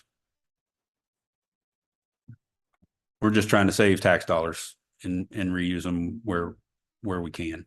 But you would agree with me that if in fact this is true about If it is stickers, wiping it off, then we will come up with something different. Okay. Absolutely. Okay, so you, I was not aware that they were, you will find an alternative is what you're saying. absolutely, Thank you. Okay. absolutely. I was not aware that the rain was washing off the information, but absolutely have no problem, changing course on that. Okay. We've never done that before. Again, this is something new that the city of Sure. Lamarque is trying to do. So, I don't expect it to, Thomas Edison didn't invent the light bulb at one try. That's right. That's right, Chief. Excuse me, Chief, you mentioned that overgrown yards. Are you then responsible for the properties that are paid So- for by the city of Lamarque in our budget? Are you monitoring those? We do monitor the ones that are, so the ones that belong, the properties that belong to the city, we do not monitor. The ones that we cannot get compliance from the residents and we have to have them mowed, we pay our lawn company. It used to be Parish and Parish. Right now it is Ramon's Landscaping. They go mow the yards that Officer Hernandez and his team gives them to go mow. And then our team will go out and take post-mowing pictures to confirm that the yard is in compliance. And then we keep a running tally, and that is how we file the lien on the property if we can't get compliance by the homeowner. Because I will be honest, I don't want to put liens on citizens' properties if we can figure out how to get them mowed without it costing the city. What kind of time frame is there from the time you tag it till the time you send somebody out there to mow it? Officer Hernandez. So we had a good run. The first time we did it was in February. So the ordinance says 12 inches, it can't be higher than 12 inches. So what we do is our code officers go out there, we measure if it's 10, 9, we have a notion of what, how long it would grow. And so as soon as it hits 12, then we would do a master's list, we'll send it to Ramon, and Ramon goes cuts the property. Unfortunately, we had all this rain set us back about 2 weeks. So, but Ramon's on it right now. He's cutting the properties that we have a lien against. So, the time frame may vary through, different circumstances. So, but we like to get on it as soon as we can. Did you say, I'm sorry, Mr. Hernandez, I thought I heard you say that your staff goes out and measures the height of the grass. And I thought I heard you say if it's 10 inches, sound like you said we estimate, and I'm putting my words into what I thought you said. We estimate or guesstimate, and then after a period of time, we send letters out. Are you saying it's 10 inches now, and we know 3 days from now it'll be 12 inches? And so in 3 days, we'll go and send a letter. Is that what you're suggesting that you do? No, sir. We just monitor the yard as we go along because the ordinance gives us 12, allows us to, it can't be higher than 12 inches. So once it starts to get close to the 12-inch mark, they try to gain compliance from the homeowner. Gotcha. Okay. Once it hits 12 inches, then we start sending the letters and start There you moving to the process of. That makes better sense. Moving to the process of having our guys mow it. Yeah. Is that one patch of grass at 12 inches, or is that the whole lawn is at a foot tall? And that again is my interpretation of the ordinance says the grass has to be 12 inches. So if you have a patch of weeds that's 12 inches, but the rest of the grass is 3 to 4 inches, I don't see that that's a violation. But that's my interpretation, and Gus and I have had conversations. I'm still working through some of those conversations with Gus about some of the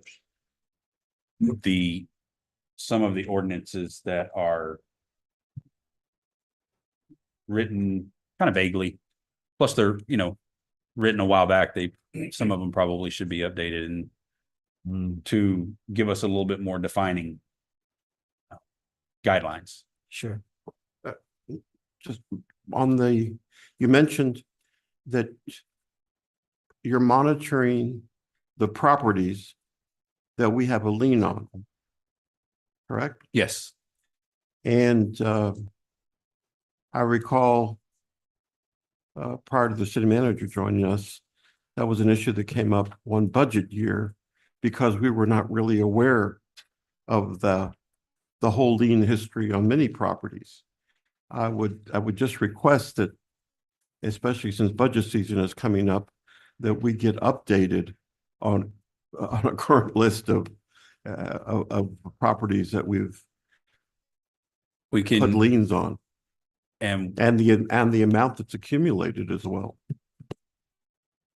we can certainly look into that. Some of the ones that we have been looking into, there are liens and no supporting documentation. So that was an issue, and I thought that we'd asked that be resolved somehow too. But if it was, that's, again, I'm very new to this whole lien thing. So, and in my belief, if we don't have, we can show that there's a lien, but if we can't produce documentation that for whatever reason, the liens from 1984 and documentation doesn't exist, I don't know where we go with that, because we can't, the burden of proof is on us to prove that we have the documentation. And if we don't, then I don't know where to go with.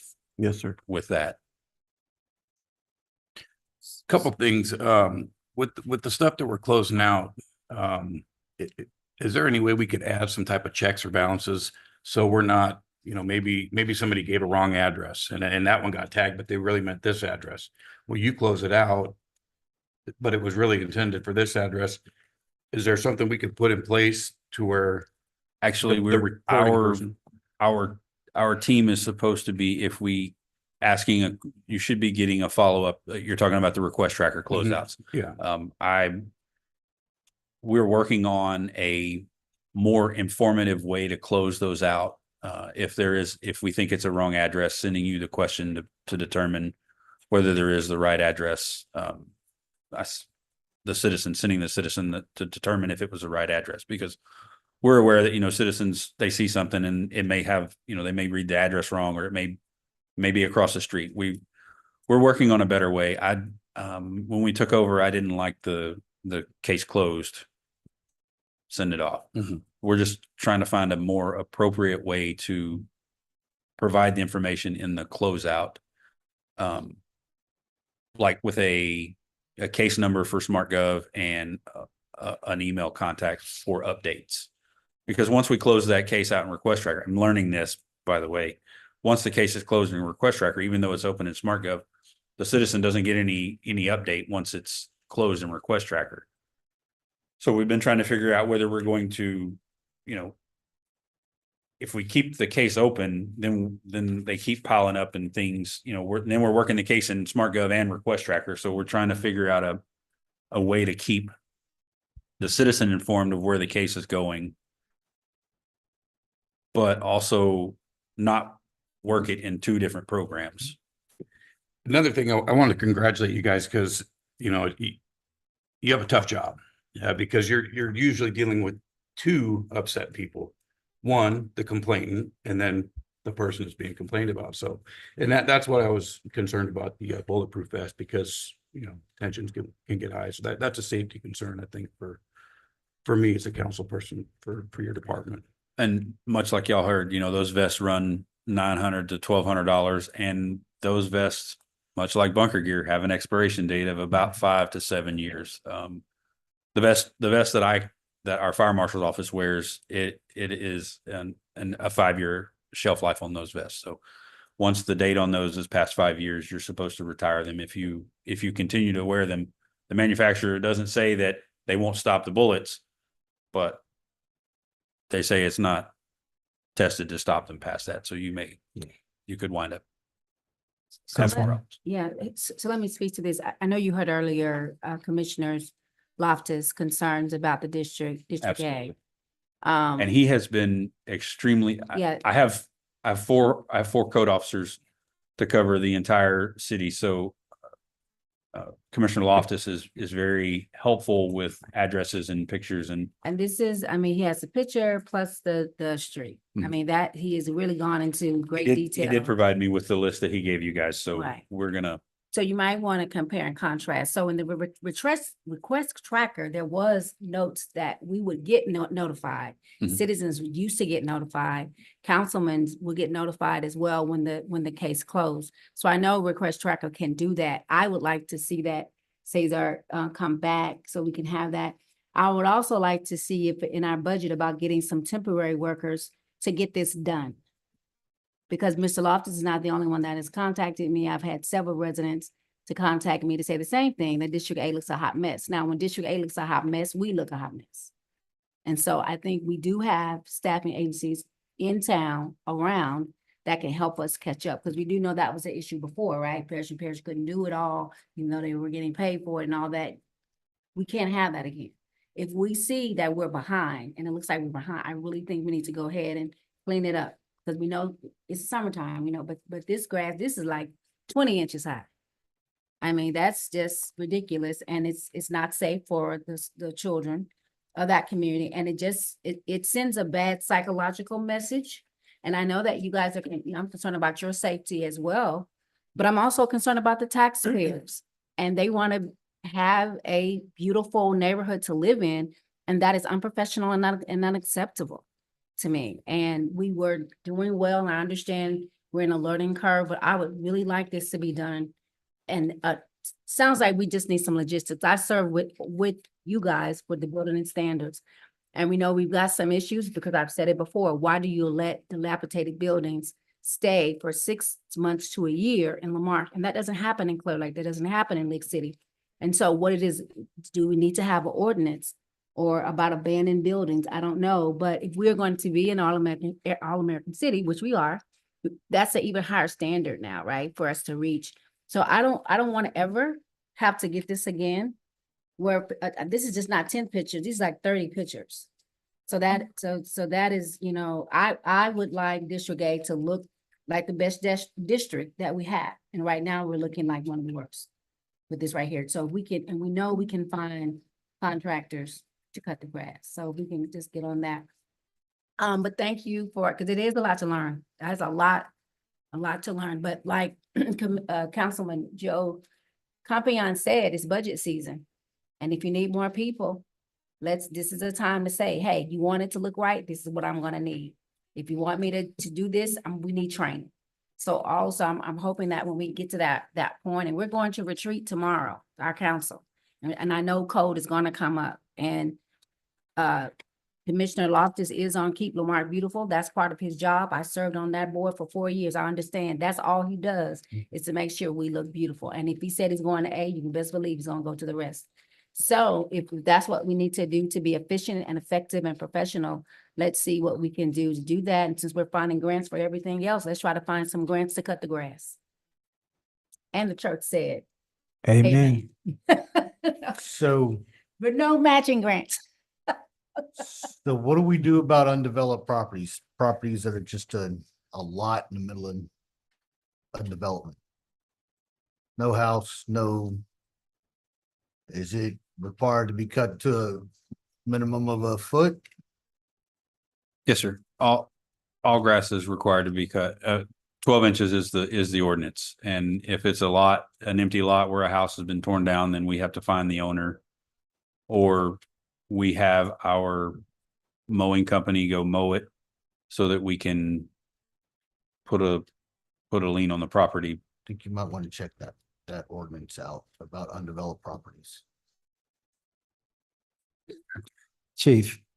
Um, So, I'm sorry, Councilman. My next one is, sorry, y'all didn't understand about the rental registration program. Because I've turned in 13 houses that I know of for a fact are rentals that aren't on the program. We're working on those, and as we found your 13, and we actually found another corporation who has about 100 that hasn't been registered, that we're in the process of Good job there. pushing on. Thank you. Again, it was a slow process. I've had a very hard learning curve I'm not one that, I'm a very humble person and I am willing to admit my faults, but I also don't like to fail. So I was given something and it is not getting, it's not where I had hoped it would be in the 9 months that I've had it. But I also understand that it didn't get to where it is in 9 months, and I can't fix it in 9 months. But I don't believe in failing, so I'm learning as fast as I can. Yeah. Chief, I don't want you to think I just want to.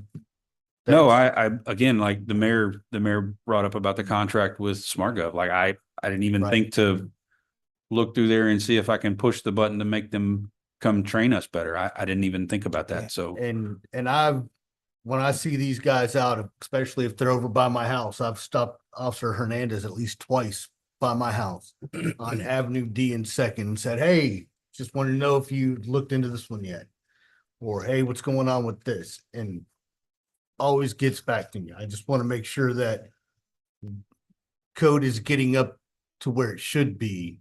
And I apologize for the debacle you had as the others departed and just left you high and dry. That is actually kind of the fault of the whole team of the city. Making sure Absolutely. you didn't get what you needed to get to make sure you were on the correct path. Absolutely. Can I ask a question real fast about dogs? Who gets the dogs when they're loose? Who is that code? That's animal control. Animal control. The county. Chief, a couple things. Apparently, let me say this. There is a difference between a family that has acquired, that perhaps owns several properties in Lamarque. Maybe they own 4 properties, 5 properties, and they lease them all out.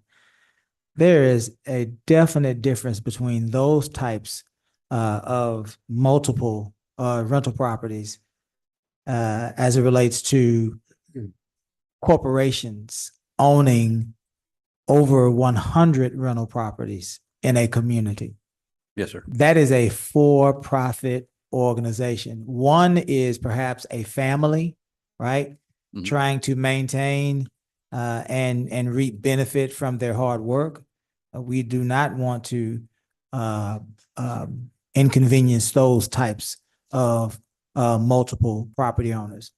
But I'm saying this to you, but I'm saying it through you to this council and to this administration. The next time we have an adjustment for our rental ordinance, I believe that if there are folks that own more than 10 properties in our community and they're rental properties, there should be an entirely different rate because these people make hundreds of thousands of dollars per year, if not millions of dollars per year, renting properties that are in Lamarque. And I don't think that they should be on the same level as a family that owns 3 rental properties that are just, trying to have extra income. And so I think there should be a distinction the next time we move toward this, amending this ordinance. Chief, there are a few things that you said that I wanted to get to. One of the things that you said was before you absorbed the code enforcement division, between September and June, there were 4 meetings. September 22nd and June 23rd. 23. There were 4 meetings. That looks like to me to be about 10 months, somewhere in there. In 10 months, there were 4 meetings. I don't think that's right, man. You said September, because I go to those meetings. From September 22nd of 23. We could only find 4 sets of minutes From September 22 to June of 23. From September 22 to June of 23. Yes. Right.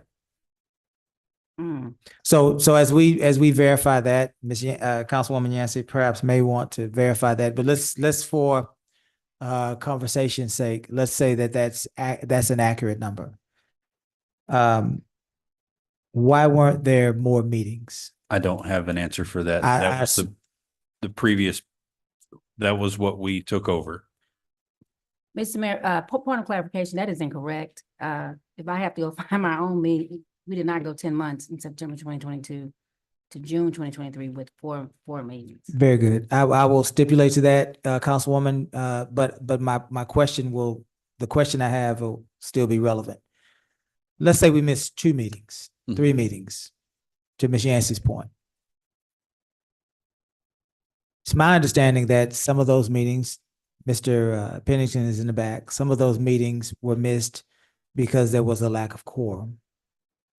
But it is also my understanding that some of those meetings were missed because the agenda was not accurate or prepared and ready to be posted.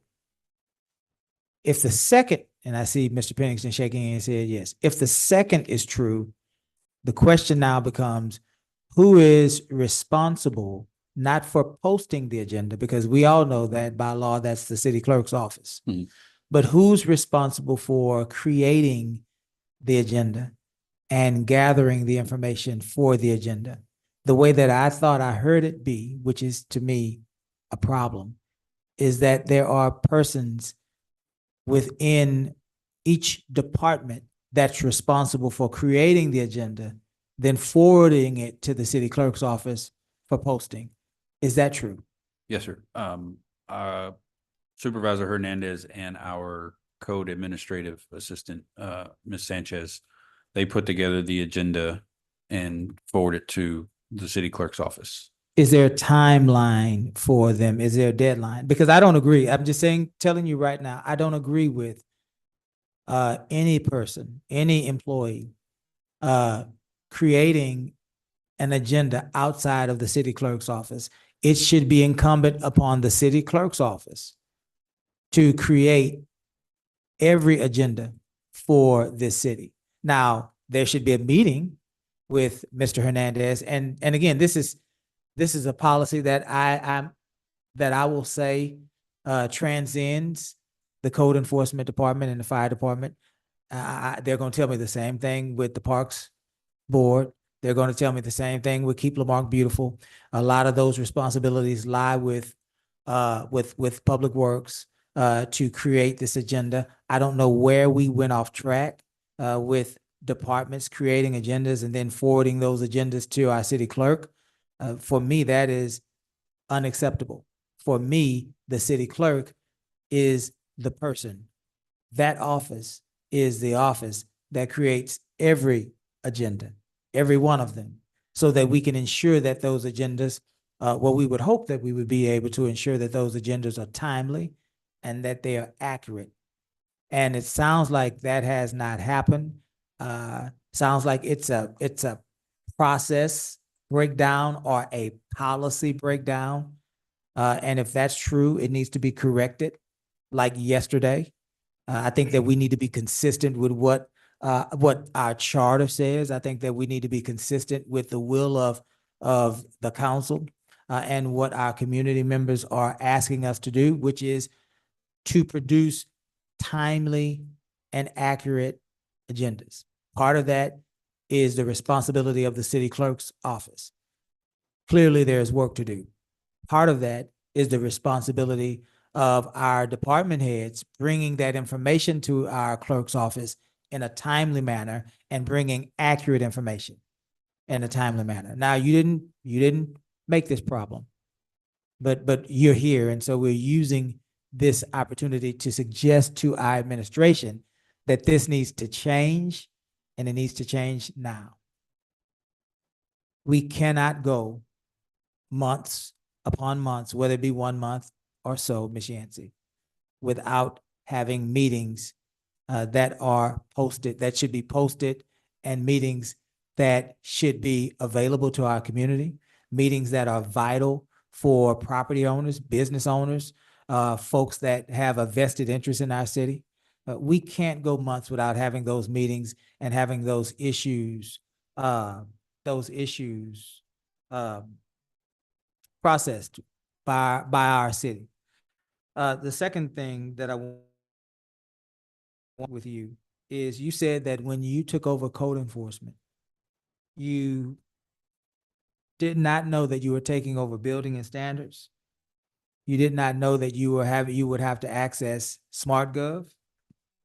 You didn't know that you would have to be responsible for the rental registration program. What did you mention any other things in that?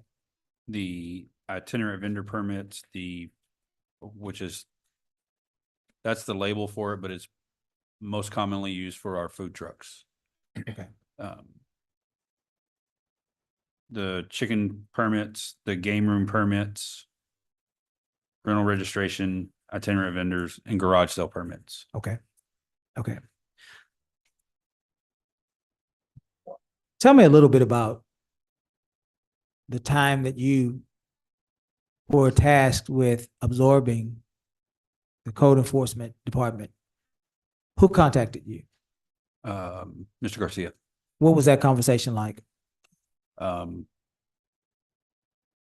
We don't have to get detail for detail, Chief. I don't want to put you on the spot, but what was your understanding of the conversation? That I was going to take over code enforcement and it was going to go under the fire marshal's office, like most code enforcement offices are throughout Galveston County. Texas City's code enforcement answers to the fire marshal. Dickinson's answers to the fire marshal. A lot of Manville, the code enforcement answers to the fire marshal. Pearland Fire Marshal's office handles all the code enforcement. It's becoming a trend for the area over the last 5 to 7 years that fire marshal's office were taking over code enforcement because of the and the ordinance inspections and things that go with the fire department. So you were tasked with taking it over and you said, "You're my boss. I'll do whatever you order me to," or whatever you said, right? Whatever was best for the city, and that's Thank you for that. That's constantly been my. So in that conversation, was there ever a conversation that went something like this? The developmental services director has supervised and directed the code enforcement division prior to you supervising and directing the code enforcement division. I need to get you two folks together so that you can interface and understand the nature of code enforcement in general, all of the programming that you'll be responsible for, the status of those violations or potential violations in our city, the direction that the council has given to our code enforcement division on how we want to police these ordinances around our city, any of those conversations. We did have a meeting, and that's where I learned that I would also be taking building and standards. Who did you meet with? The city manager, developmental services, and. Was there ever a time, Chief, that there was scheduled meetings, trainings, and orientations where you were supposed to sit with the developmental services director, not only one time, but several times, regular opportunities for you to sit with that director, to learn, to understand, to ask questions, and to receive vital information so that you would be able to direct code in a more efficient and effective manner? No, sir. Did you ask for that? I was not really given the opportunity to ask outside of that meeting to.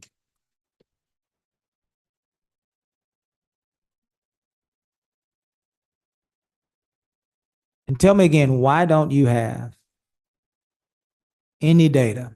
You took over in October. So why don't you have any data from October to December? When I took it over, I was the high rate of turnover, and we still have trouble doing historical searches in SmartGov.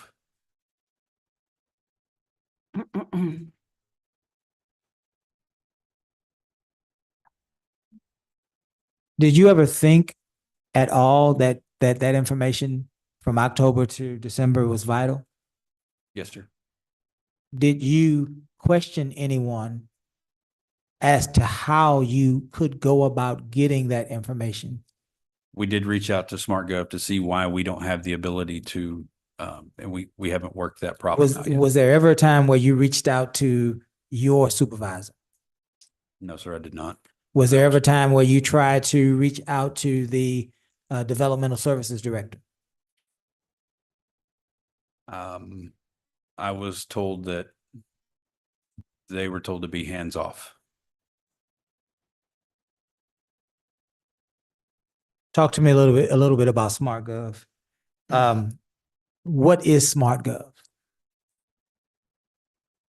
It's basically the database that holds all of the historical permits. It's where we do it. It's not just code enforcement, building permits, certificate of occupancies. It's all housed in SmartGov, code enforcement cases, everything from code enforcement, building permits.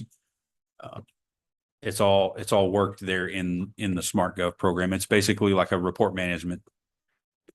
So it's like our firehouse. I'm sorry, ESO, the report management system. That's where all of the businesses are supposed to be located so that it covers up, so that we know where we are on new construction permits, inspections, and we use it in code enforcement to track cases and enter cases so that we have the information, but we don't have the ability to go in and research the historical data. And I don't know why. So SmartGov is like the brain of the entire code enforcement department. Yes, sir. Everything that you need to function, to survive, to thrive is in SmartGov. Yes, sir. And you did not receive training on SmartGov. No, sir. Nor did any of your newer members of your department. None of you all received training on the brain of code enforcement, on how to access that brain, right? How to interface with, right? How to glean from, how to be directed by.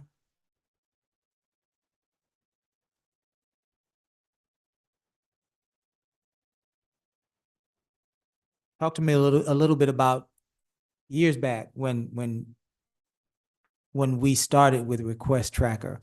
One of the things that council suggested, and I believe council previous to this council, because we have not acted yet with Councilmember Lowry. This is a new council, but the one previous to this one, clearly in our own way, directed us to return to the 72-hour notice, meaning whenever there was a complaint in Request Tracker, 72 hours later, there should be some sort of acknowledgement of the receipt of that complaint.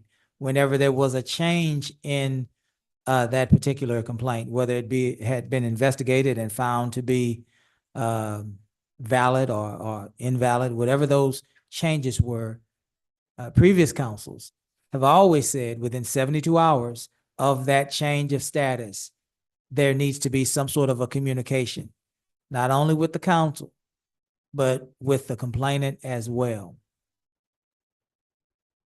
Have we been able to continue that standard? So the 72-hour mark with the citizens, yes.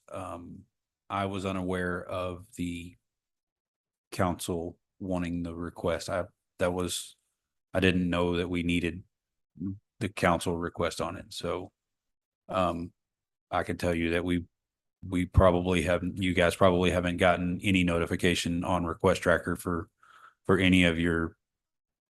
It was, I believe what it looks like is that council member. If it is in District D, yes. For example, the mayor and that council member, we don't have to share that information with the entire council because certainly that pertains to that district and those elected representatives of that district.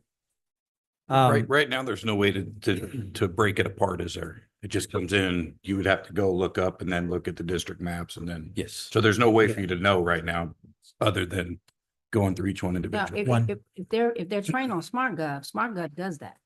It's all, it separates it because when I got on council, and I'm sorry, Mayor. No, you're fine. When I got on council, we would get the notifications about when things were closed in our district. And when I was on Keep It Mark Beautiful, we knew that too. So there must be a toggle or mechanism for that because it was very succinct and it was very clear cut. And now it's not. So, but if there's an issue with training, because you just admitted that on the record, then let's make sure you get training on that. So that we can use everything that it has to offer that we're paying for. One of the things that plague this department is the ability to retain staff. Previous council to this one suggested very strongly to the administration that we target retired police officers, retired firefighters, retired military service folks, because those folks are very professional in nature. They understand policy and they have the ability to execute, especially in the face of, to Councilman Lowry's point, in the face of possible heated discussions and unhappy residents. Was there ever a program created that would recruit and attract public safety and military members, to your knowledge? No, sir.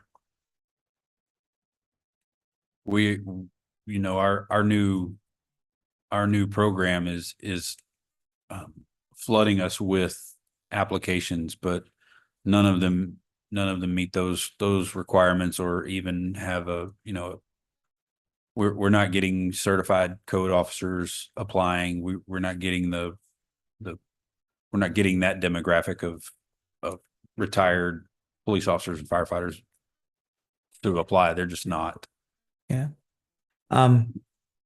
Couple things, and then I want you to talk to me about how we're going to get ourselves out of this mess, because to Councilwoman Yancey's point, to Mr. Loftus's point, we do have an issue with code enforcement, with high grass, with illegal dumping, and all sorts of other issues.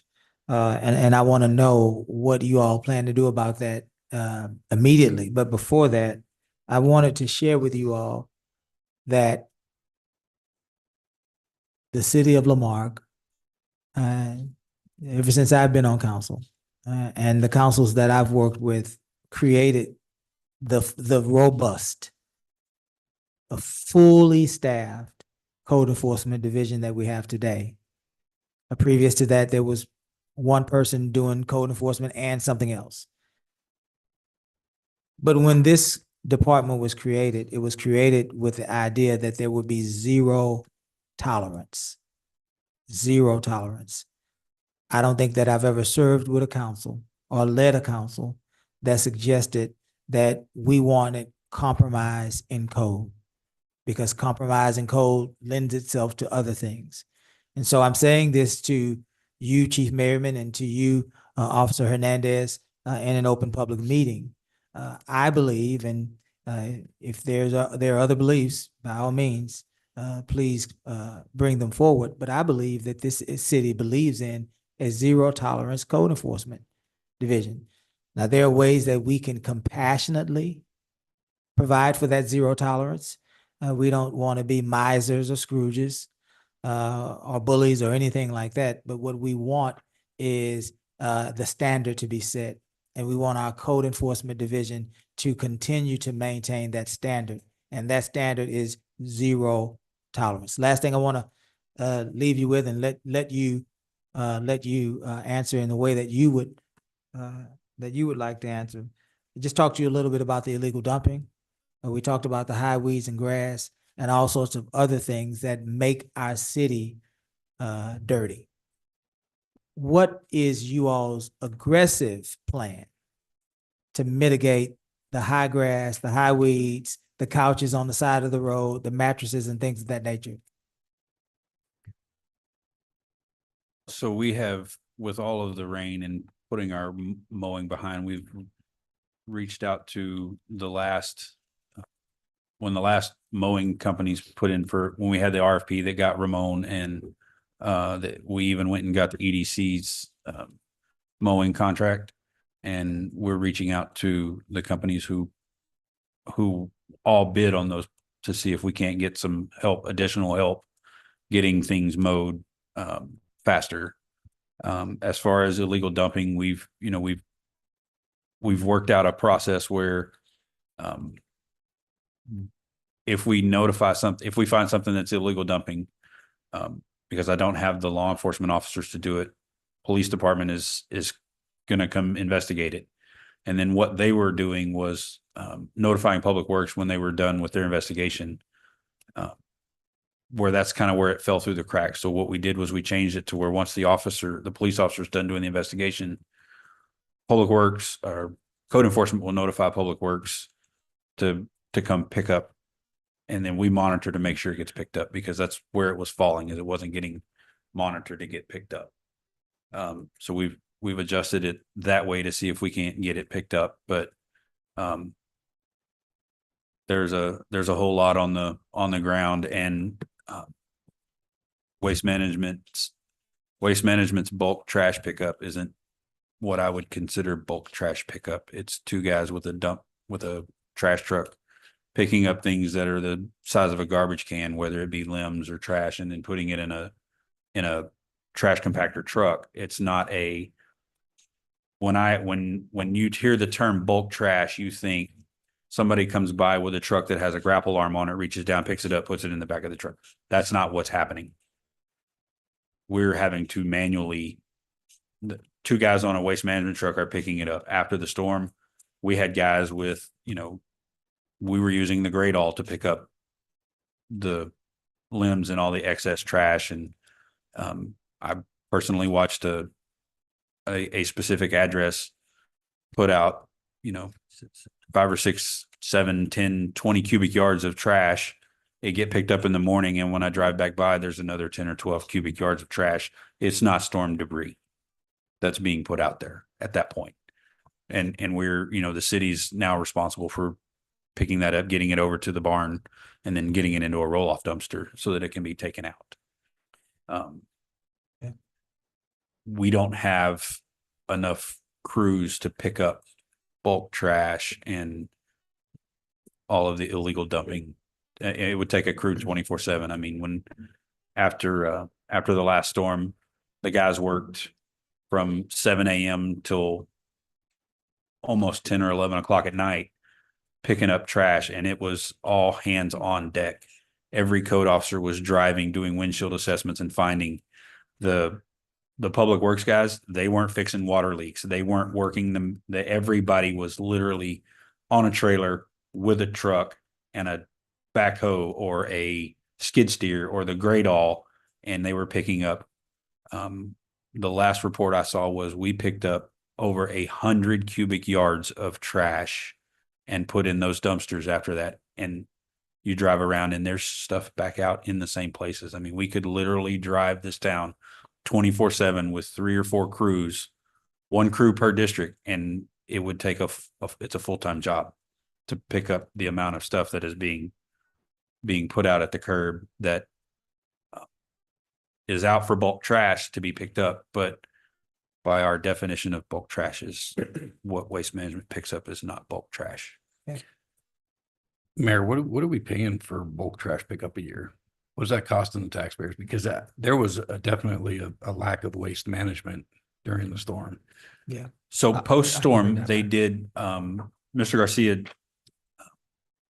did get on the phone with them, and we basically pushed them to, there were 8 of those trucks out for 1-2 days.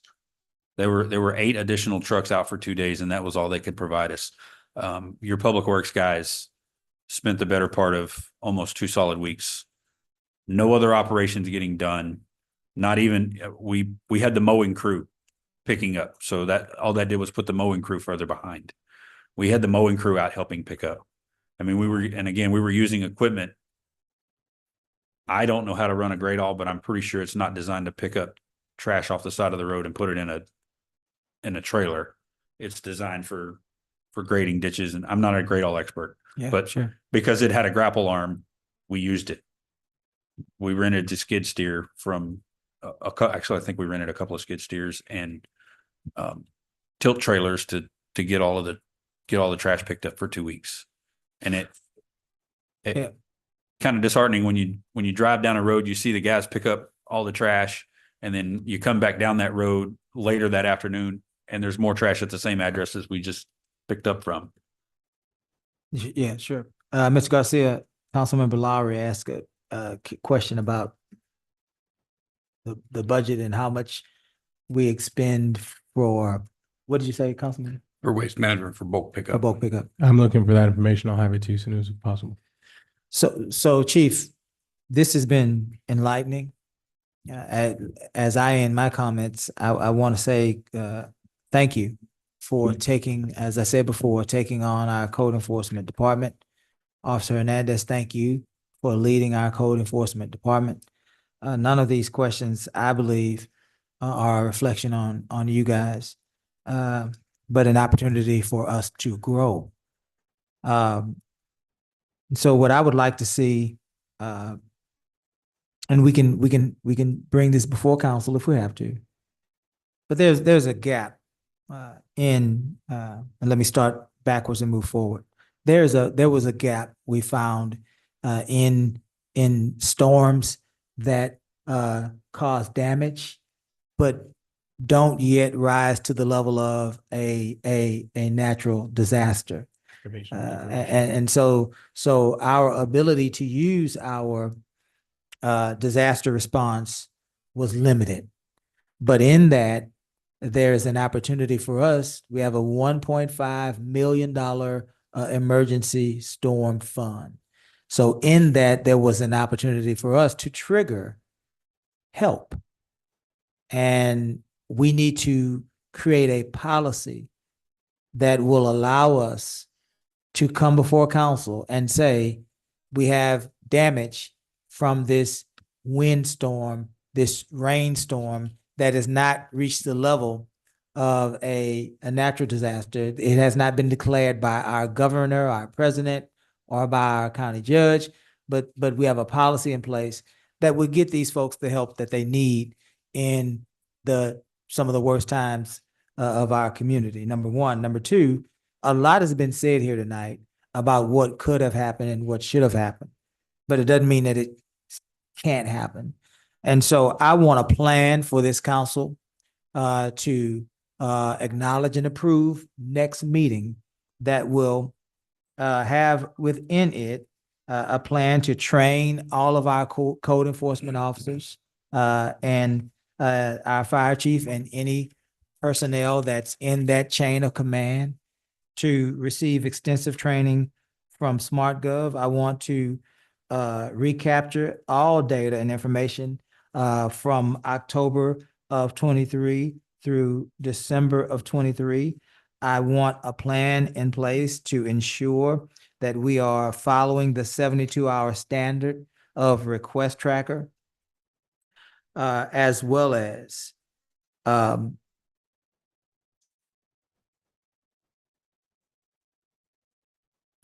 plan on how we are going to effectively and consistently eradicate illegal dumping and high weeds and grass. All of those things in that plan for council's review next meeting.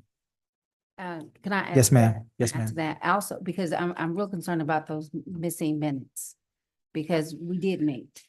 And so if there's an issue from an owner and we can't find those meetings, those minutes, that's gonna be a problem as well. I'm looking at the agenda, so I know we had them. I just text the commissioners. We know we had the meetings, because that's a slap in their face for them to come and then to say there's no meetings. Especially when I know that I've been there and I know we did have a meeting. There were some that were canceled due to lack of quorum, but I would like to know how many and where are those missing meetings. I know we met more than 4 months, because we were dealing with the whole issue of Gulf Breeze in 22 and 23. So something's off with that.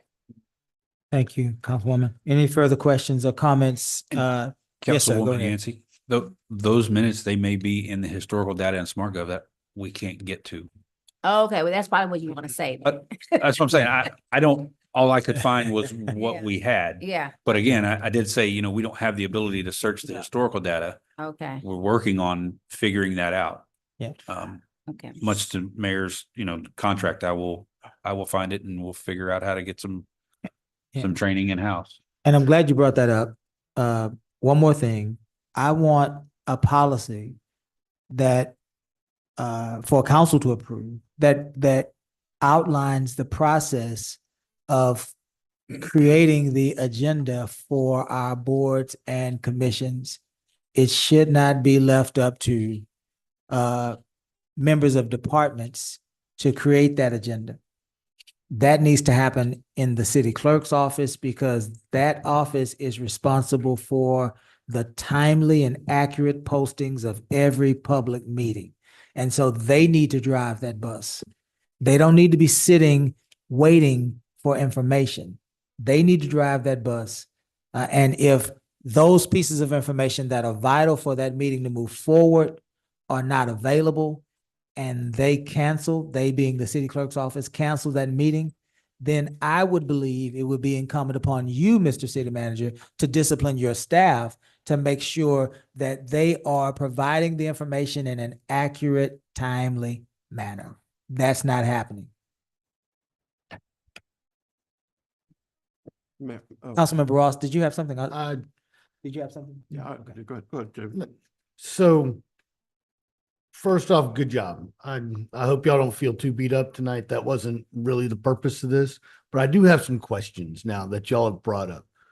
How did you get permits thrown in? I kind of understand the game rooms, but the vendors permits, yard sale permits, I know I got mine a year and a half ago from EDC. Filled it out and they emailed it to me. Why are y'all doing a yard sale? A Oh my God, there. a citizen, a citizen walked into our fire administration and was looking for a permit and said she'd been to 3 different buildings and they told her that they had to come here. And that to me is just poor customer service. So we figured out how to issue garage sale permits. Cause that's part of permitting though, cause that's what code did, was they gave permits for garage sales. So that is a part. But I got Yeah, mine but every from, other permit is issued by. Permits. Permit and coding, right? Or are you talking about development services? Is that what Yeah. you're saying? Oh, okay. I literally walked into the Economic Development Center, didn't even know what it was, just knew that it was a center because I wasn't, Right. I had just pretty much moved here and said, hey, I need to have a garage sale. And I see in here, it says I have to have a permit. And they said, yeah, here, fill this out and we'll email it to you. Okay, cool. Mhm. We figured out how to print it out and hand it to that young lady who had already been to 3 different buildings in the city looking for, I mean, she was frustrated.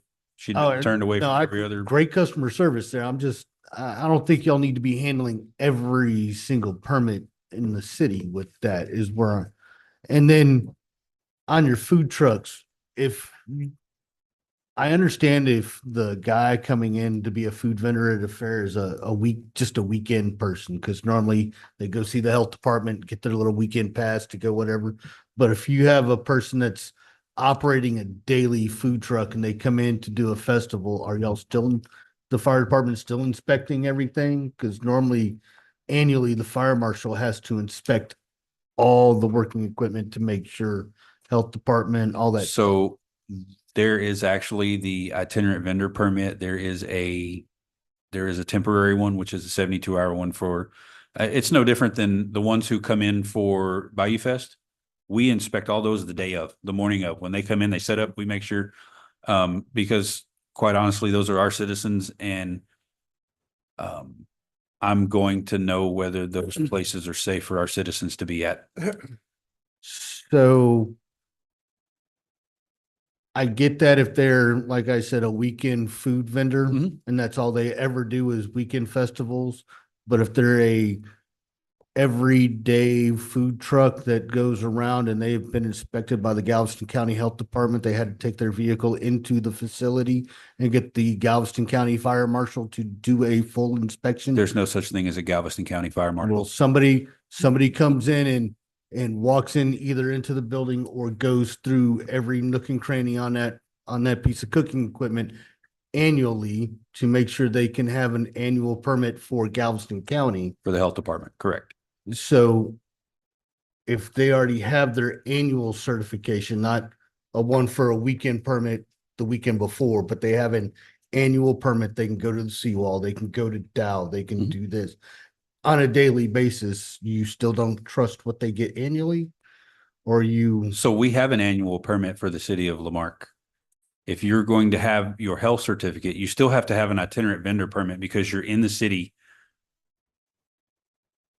That requires that there's a background check that goes for our itinerant vendors, because you're dealing with, at some instances, it could be a snow cone truck who's serving snow cones to our children. So once a year, if you're going to fill out the annual itinerant vendor, you have to provide us with a copy of your health department certificate. And we do a life safety inspection to make sure that your food truck has an active registration, an insurance card, which the health department doesn't require. They're looking for health department stuff. So we make sure that you have active insurance on your food truck. Your registration is up to date, and then we check to make sure your fire extinguishers and if you have a grease cooking, I know we're talking about if you have a deep fryer, that was the word, I'm sorry, I apologize, the word. It has to have a suppression system over it. We check those to make sure, and those are once a year. If they have an annual permit once a year, when they renew their health department, they renew it with us too. So do you charge them twice for the same thing they have to do with the county health department? The county they pay for their county health department fee, and they pay for their itinerant vendor permit for the city of Lamarque. Much like even with the city of Galveston, if you have a health department certificate, you still have to fill out an itinerant vendor permit for Galveston to have your food truck operate in it. It's a permit. Most cities have the same requirements. Some don't. I know that has been a complaint about Lamarque's, because I remember me and Mr. Getty had kind of talked about that a little bit, how our rules kind of duplicate what people already have to do, thus can be a barrier for new businesses. I know that we had talked about that before too. Yeah. Mayor Pro Tem. Thank you. I appreciate everyone's involvement and both from the city manager realizing that we had a problem on code enforcement and the changes there. It's been a learning experience, apparently. I will make just a couple of comments. Mayor, you'd asked a question with regard to this interaction between the city clerk's office and the staff and the different boards and commissions. And I can tell you this, going back, I've been around a while. Dave Pennington's been around a while, but both he and I, when we both chaired the Keep Lamarque, well, it used to be the Clean City Commission originally, and then transitioned over to Keep Lamarque Beautiful. In fact, during his term, he would draft up the agenda and then pass it on. And historically, I would do the same thing and then pass it on. So I think part of this has to be Lamarque, right? What and I've talked about this, what we tend to do in Lamarque, and that's kind of how it's continued there. And then for the longest while, we had no staff attending the meetings. When City Manager Carol Butler came aboard, she started attending our meetings, and there was a little bit more interest then in terms of follow-up on the agenda at that time. And but then at the same time, she would assign the local, at that time, Miss Vance Daywern then, the responsibility, and there was that interaction on the agenda. So I think it's a history there. But I do understand that it's incumbent upon a responsibility of the city clerk, the city secretary, to finalize and make sure that those agendas are prepared and posted. And so that's something that I hope that does happen. On the just a quick question on the permitting side, especially for these food trucks or vendors or whatever term we're utilizing. I know every Sunday morning I wake up, there's the snow cone truck going down the street with its little tone. And I go outside and I try to pay attention to it. But one thing I keep asking myself is, can I see any sort of visible permit on that truck? And my answer is no. Kind of like a building permit, very visible and posted on a property. And I did notice that there was an announcement, and there's a new, I think it's a food trailer that's right there on Texas Avenue at the propane place. Yes. There, not far actually from your property, Mr. Osteen there. And just passing by there, I also did not see a visible permitting. I don't know if that's part of the procedures, but I think it would be helpful for many of us to see that there's a visible permit there. We don't currently have a visible sticker per se that goes on them. Because we have looked at it. I will say that we were, before our fire marshal's office originally looked at, we wanted to do that, put a visible sticker so that I don't have to, if my fire marshal sees or one of us sees a food truck saying that one is licensed. Because when it popped up on Facebook, the first thing I did was ask our fire marshal's office, are these guys licensed? Because I used to have, I used to know all of the businesses in Lamarque, and now that it all goes to the fire marshal, sometimes I see them, but I miss them. So I had to make sure that they were. We have talked about it before I was given code enforcement and all of this. I was met with some resistance about putting a visual sticker on there. We are going to move to that process so that it hurts. I am very aware that it hurts business if a fire marshal walks up to a food truck who's got a line full of things and says, hey, let me see. Those people are going to walk away from that. So we wanted a visual representation so we could drive by and go, yep, that one's good. It's got the right year on it. Keep moving, not interrupt their business. And let me just two quick items. There are many things, but just however, 2 quick items. If the itinerant vendor permit is something y'all would like to go away from, that is one thing the ordinance can do away with, but it would take council acting on taking that ordinance out of the ordinance. I don't want to go away from it, but I think we can do better with it. Please explain. Oh, SmartGov. SmartGov was only implemented approximately 2 years ago, correct? As I recall, but how long have we had SmartGov? SmartGov has been around, I want to say close to 10 years? Mm-hmm. 20 SmartGov. For SmartGov, yeah. 2012, 2013. I'll find out. No, well, okay. But yeah, it's about 10 years or a little bit more. The reason I ask, and this is just a question, Kyle, or someone could follow up, is I am interested in, once again, being Lamarque, where's our history, right? I think the term you guys use, Mary, you use the term the brains or I want to make sure that our brains are protected somehow, but beyond that or before that, it's the historical repository. Where are our records? If I ask for something from the year was graduated from high school or something like that, I don't want to know where they're at. Also, just a quick item, and this would be helpful for all of us. When we had the meeting with regard to the discussion of the TERS, I kept bringing up, in my world now, as I get, as I age in years, I work on a lot of checklists. And I think that's something we also, as you develop your practice, Gus can talk to this, is there are checklists as you develop a legal argument or things of that nature. And I see us lacking. I see us lacking.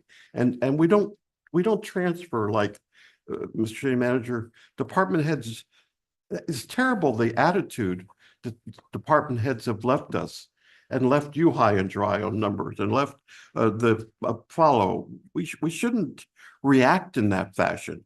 And the way we avoid that in my world is I require checklists. I don't care if you go, I have a checklist and we're going to follow this checklist and improve upon it or from that side. So perhaps we can do a little bit better in that regard.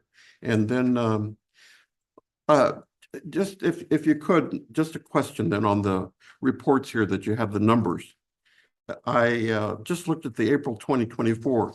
You said 76 officer initiated cases and then 57 citizen initiated cases, the request tracker. And yes, request tracker used to keep us informed, the local council person for a district, of when something was going on in that district. I take a little bit of a different view, zero tolerance, but with compassion. I don't want an 80 or a senior citizen being, as has happened, receiving some sort of red tag on a property because we don't know they happen to be in the hospital or facing a chronic health condition, and then suddenly seeing a red tag that they have 10 days to pick up something that's in the middle of their house. That's not good. That's not good for us, in my opinion, as a community. So we have to have a compassionate side. And I think that you can appreciate that, Mr. Hernandez, coming from Corpus Christi, where as Latinos, we're all compassionate, right? Don't worry about it. We'll try to help each other out, right? But let's have a compassionate side with regard to what we're doing. But on these total number of cases closed versus total cases, am I to understand that the remaining cases that are open are really referring to these cases where we continue to add to the amount that's on a lien? Is that fair to say? Or No, what? How do we resolve something? Sometimes cases take longer than 30 days to close out. Okay. Sometimes it takes the officers, sometimes it may take the officer a couple of weeks to even find the responsible party. Okay. And then the code enforcement requires them to have a certain amount of time to, so sometimes you may see, we have, 57 officer initiated cases, and I don't have those numbers in front of me. All I have is the total for the 6 months, but we may have a month where you have 57 officer initiated cases and 23 request tracker cases. It comes to a total of, 60 or 80 cases, but we have 90 that are closed. It's because we managed to close some out from the previous month. And on the flip side, we may have a month where we have 100 cases between request tracker and only 30 closed because of the time frame it takes to close some out. And just two final comments. Number one, this issue of picking up, collecting trash or bulk trash at a property, and then being a bit dismayed that later that afternoon you go by that same street and see a whole bunch of more trash. That's a chronic problem we have. People are abusing our willingness to pick up bulk trash. I hope that we also consider, much like Texas City and during the bus trip up to Denver with the city manager, we had a brief discussion of this, is that perhaps the time has come for the city to go ahead and perhaps you've done it, Mr. City Manager, but to go ahead and place 3 or 4 of the large dumpsters at our warehouse and go ahead and say to individuals, if you have these items, just much like Texas City does, go ahead and bring it, and show that you're a resident of the city of Lamarque. But I've seen construction materials out there, and that's where I think we're abusing our willingness to pick up garbage of bulk trash nature. And what was the last thing I was going to say?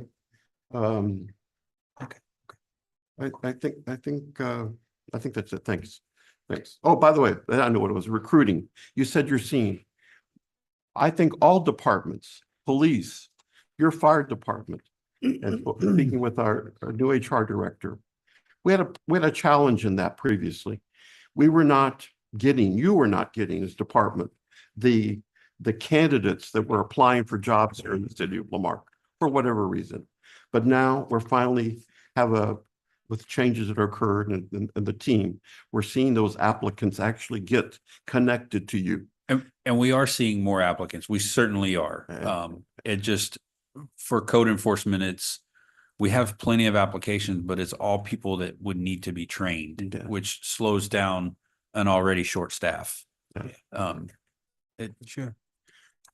And final thing is the legislature, once again, God bless them all. They will be attempting again when they reconvene.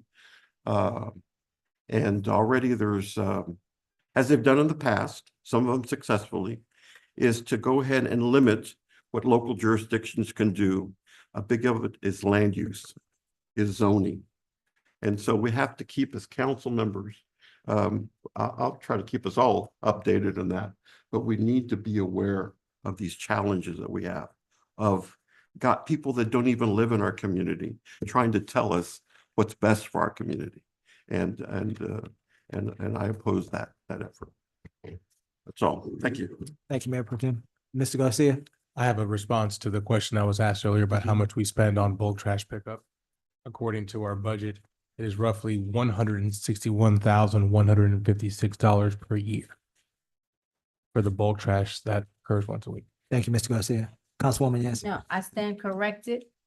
But I just went through that. You're right. It was about 5 meetings held between September 22 to June 23. I'm looking at May 23 was canceled, April 24 was canceled, February was canceled, 11/2/22 was canceled, 10/22 was canceled. But we had meetings December 22nd, September 22nd, and January 23rd. So I do stand corrected. I'm really shocked about that, but the minutes don't lie. It's actually here in the minutes. I have been sitting here trying to figure out where I was going to find No, I mean, those minutes because that's why we looked everywhere. I knew where to look. Yeah, but I do want you to get that training though to see, because Absolutely. I'm missing like 2 months, but it's, I wanted to come back and put it on the record that you were Well, all right. but the mayor did make a good point that I did overlook. I should have looked in the contract to see if we could force them to come give okay. us some training. And I will. We're all I will here. do They're that. sitting there back there going, he's right. I know that. We are all here learning together, and that's the good thing about it. Any further comments or questions for Chief Merriman? Food trucks. Go ahead. There's been a lot of food trucks in the community, Sam's Club especially, a lot of weekends, a lot of times on the weekends, on Cedar Drive. But yeah, food trucks over at Sam's too. The gentleman on Cedar Drive, he's now legal with the city. Okay. And Sam's, it's like just random people pop up over there. And I know in my district is a food desert. So food trucks are sometimes needed, right? We don't really have a lot of restaurants, and that's why I've heard about some of the issues with the permitting and things like that. And that was, used to, you had to go to EDC to get the permit and do this. And then you had to go to the PD, and then you had to go to all these places. So we just moved it all to one. Right, I like your policy. Sure. We moved it all to one. We do everything so that they don't have to go to a bunch of different places. And in most cases, if they're setting up in the city, our fire marshals will drive out there to do the inspection where they're set up. So they don't have to drive the truck over for us. We will go on site and do the inspection. They just have to come fill out the paperwork or we do it by email. We have a form that we can email them. We tried to streamline it and make it a little bit better, but But I will be honest, if they're gonna be in the city serving our citizens, I would really prefer my fire marshals to put their eyes on the life safety systems on those trucks to keep our citizens You don't safe. trust the county. Trust but verify, ma'am. Trust but verify. Yeah. And then the other thing too is who's tracking these for taxes? Because we had a person here in the community recently within the last year or so that said that he's been operating a food truck for 12 years and he's never paid any taxes, and that's a taxable entity. So who's going to monitor these businesses that are popping up for a weekend? You know, I just Councilman, don't- are you referring to sales? He's never paid any sales tax? Correct. That's the contract that we entered into with the group. Yeah. So he stepped out. We did enter in a new contract with a group that Gus is not in. With, at that. Lineberger? On, no, not, It well, wasn't Lineberger, but Lineberger, it was a another different group. entity. Sales tax, I'm sorry. Sales- Yeah. HDL. There. HDL, who's that Yes. speaking? Christine Turner. Hey, Ms. Turner, thank you for that. Hi. That was something I was gonna bring up. So citizens can always ask for a copy of health report. Make sure, find out the status of their fire safety equipment. And you can always ask that.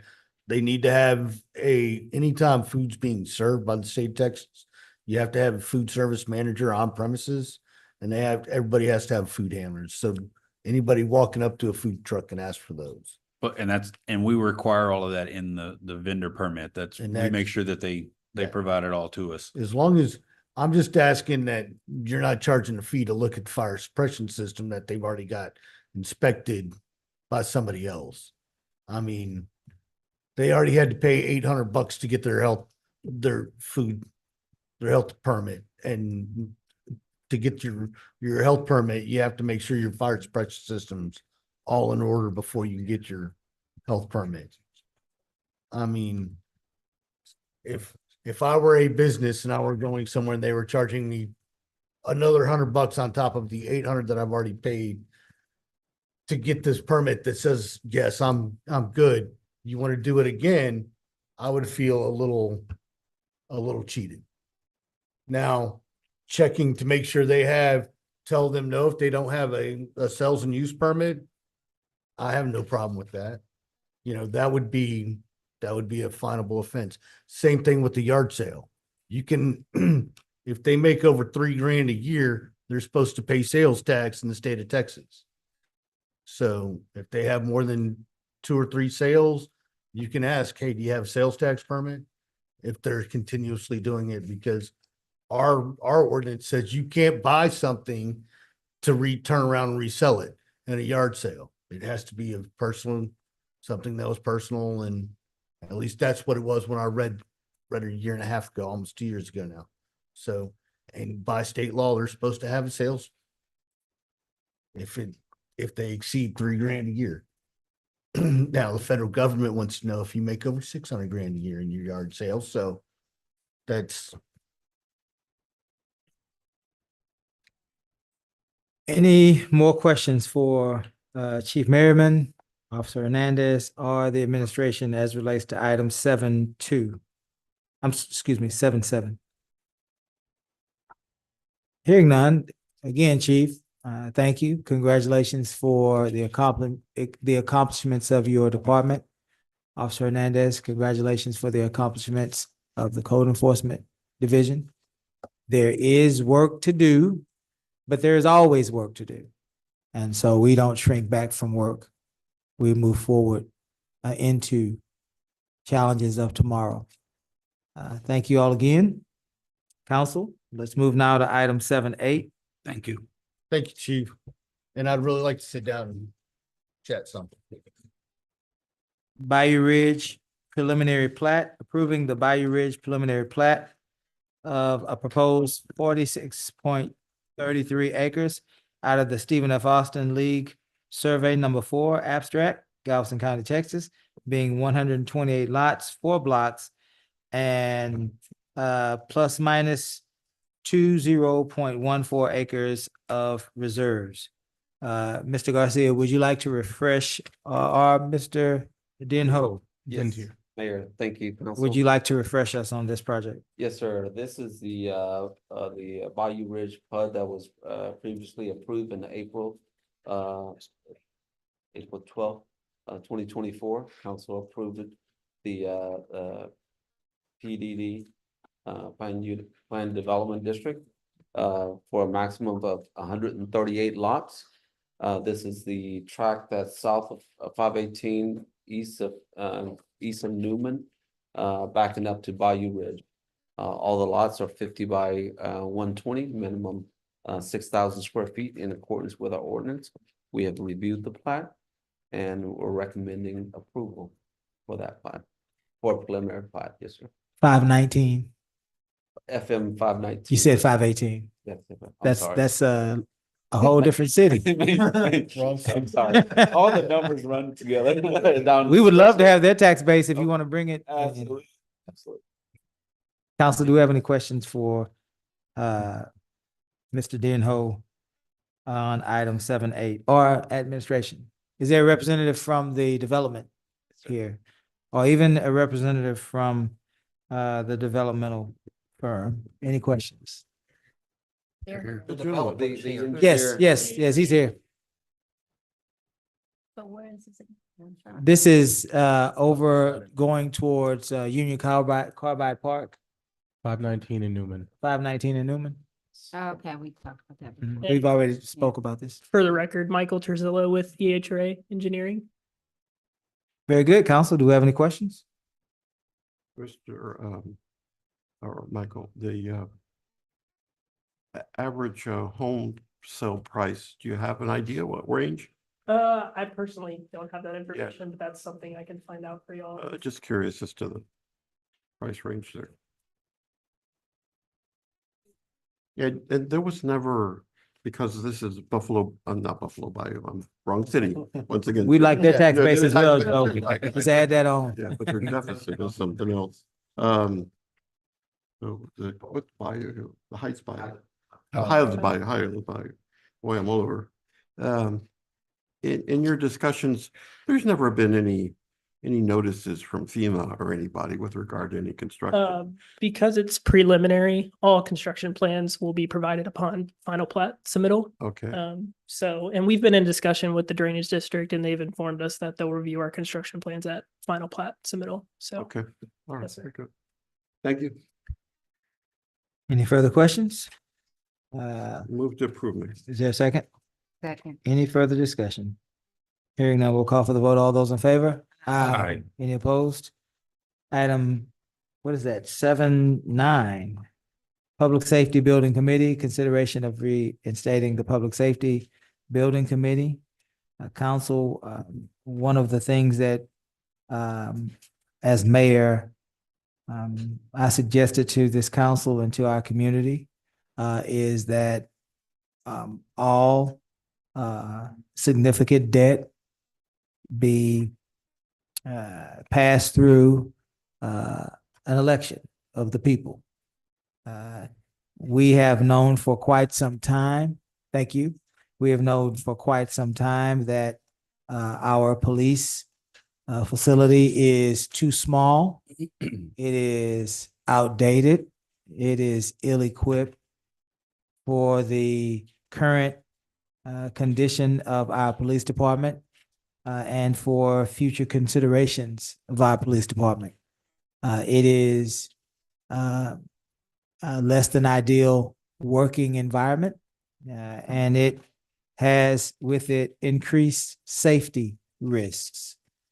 And so tonight I put this on the agenda to gain support from this council to move forward first steps in providing that choice for our residents.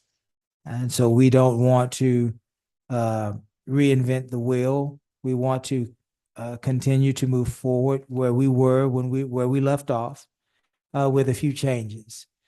And so tonight I am asking council to simply approve for next meeting a new ordinance that would continue the Public Safety Building Committee, but that would do it in a lawful way. And I believe there is some concern about the language of that ordinance.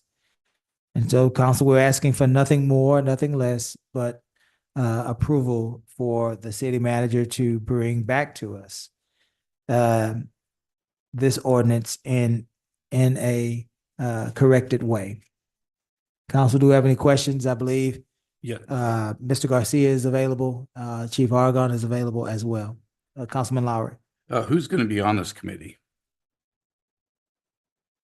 What were the members of the committee? If I remember correctly, going back, I believe every single member of council was asked to recommend somebody. If I remember correctly, I'm sorry. But I do believe each member was allowed to have somebody represented. I'm not sure what the action would want to be, but I believe that's how it was formed last time, how it was formulated. Do you remember if we Sally was. I remember Sally was on it. so we'd already named the committee. We were doing all sorts of let's try to. We've actually already had a committee. We Yeah. had meetings, went through the entire process. Chief Smith, who is with the city of Hitchcock, he is their chief. He lives in Marque. He was on it. Miss Sally was on it. But Miss Jackie was. I can't escape me who the rest of the members were, but they're Were the members allocated by district? Yes. Yes. I want to say it was by district. So, Councilmember Lowry, you would have an opportunity because you're new. This is your district now. You would have an opportunity to review those members or that person that was placed. And Correct me if if I I'm may, wrong, Gus. that is correct. Every council member will have the opportunity to appoint a member because this committee expired after a year. Thank you. Thank you. So it was always planned for, does council want this? And then in keeping with the prior schedules, that we would bring the enacting ordinance back next time. So it sounds like all of us will either have to reappoint those persons that we previously appointed or appoint new persons. That is if we so correct, sir. choose. Very good. Can we have this back next meeting, by next meeting? Yes, Mayor. Okay. There's a concern, Gus, about the word ordain. It will It will not be- be there. Or it will It be will there. be The there. concern, the issue with the concern will not be there. Does Very that- good. Council, do we have any questions, any comments? This again is just a simple restart to the process that will ultimately lead to the polls. And the decision will ultimately be in the hands of the residents of the city of Lamarck. Any further questions or comments? Mayor, just on Go ahead. the functions of this committee. And because this is attached already, so are we asking them to revisit all of the work that's outlined here in terms of the style of architecture? What are we going to be asking them to do? I don't know that we would, I believe we already have a design. And so I don't know that, and again, that's up to council. Council can choose to look toward a redesign. I don't know why we would want to do that, but it's within our purview to do so if we so choose. And that's probably something that we should probably discuss quickly. Do we want, council, those parts of the committee's work that have already been completed? Do we want them to redo those steps? We already have a design that we paid taxpayer dollars for. And so to get a redesign would be more taxpayer dollars. So I don't know if we want to go in that direction. I think the design was fine. I think the issue was the actual financial resources to move forward. Let's do this. Let's see if we can have pulled from this. And I would like to say, Mayor Pro Tem, I would like, if you have time, for you to work with Gus on this one. To see if we can find those items in this document that have already been completed, move those out, and let's set them aside so the council can see, right? These are the items that we believe have already been completed. We're moving these out so that if council chooses next meeting to add those back, council can. Let's just separate them out, Mayor Pro Tem. Create a document that's reflective of what we're trying to accomplish and have them available for council to view and to again, to act on. Is that fair? Does any member of council have any heartburn with Mayor Pro Tem working with Gus to redraft this ordinance? Very good. That was really quick. Thank you for that, Mayor Pro Tem. Any further questions or comments about this item? If not, I will entertain a motion to approve everything that I just said. No, I'm just kidding. I will entertain a motion to approve moving forward with a new ordinance on next meeting. An ordinance that will be worked on by our city attorney and our Mayor Pro Tem. So moved. Is there a second? Second. Any further discussion? Hearing none, we'll call for a vote. All those in favor? Aye. Any opposed? Item 8, city manager's report. As always, council, I will call off the items, and if you have a question or a comment or a discussion, simply let me know so that we can pull those. Item 8.1. Item 8.2. Item 8.3. Item 8.4. Item 8.5. Item 8.6. Item 8.7. Yes. Item, well, we won't do item 8.8. That's for the good of the order. Item 8.7 is the only one that we have. Councilmember Ross. I just want to point out to Mr. Osteen that online it says EDC sales tax.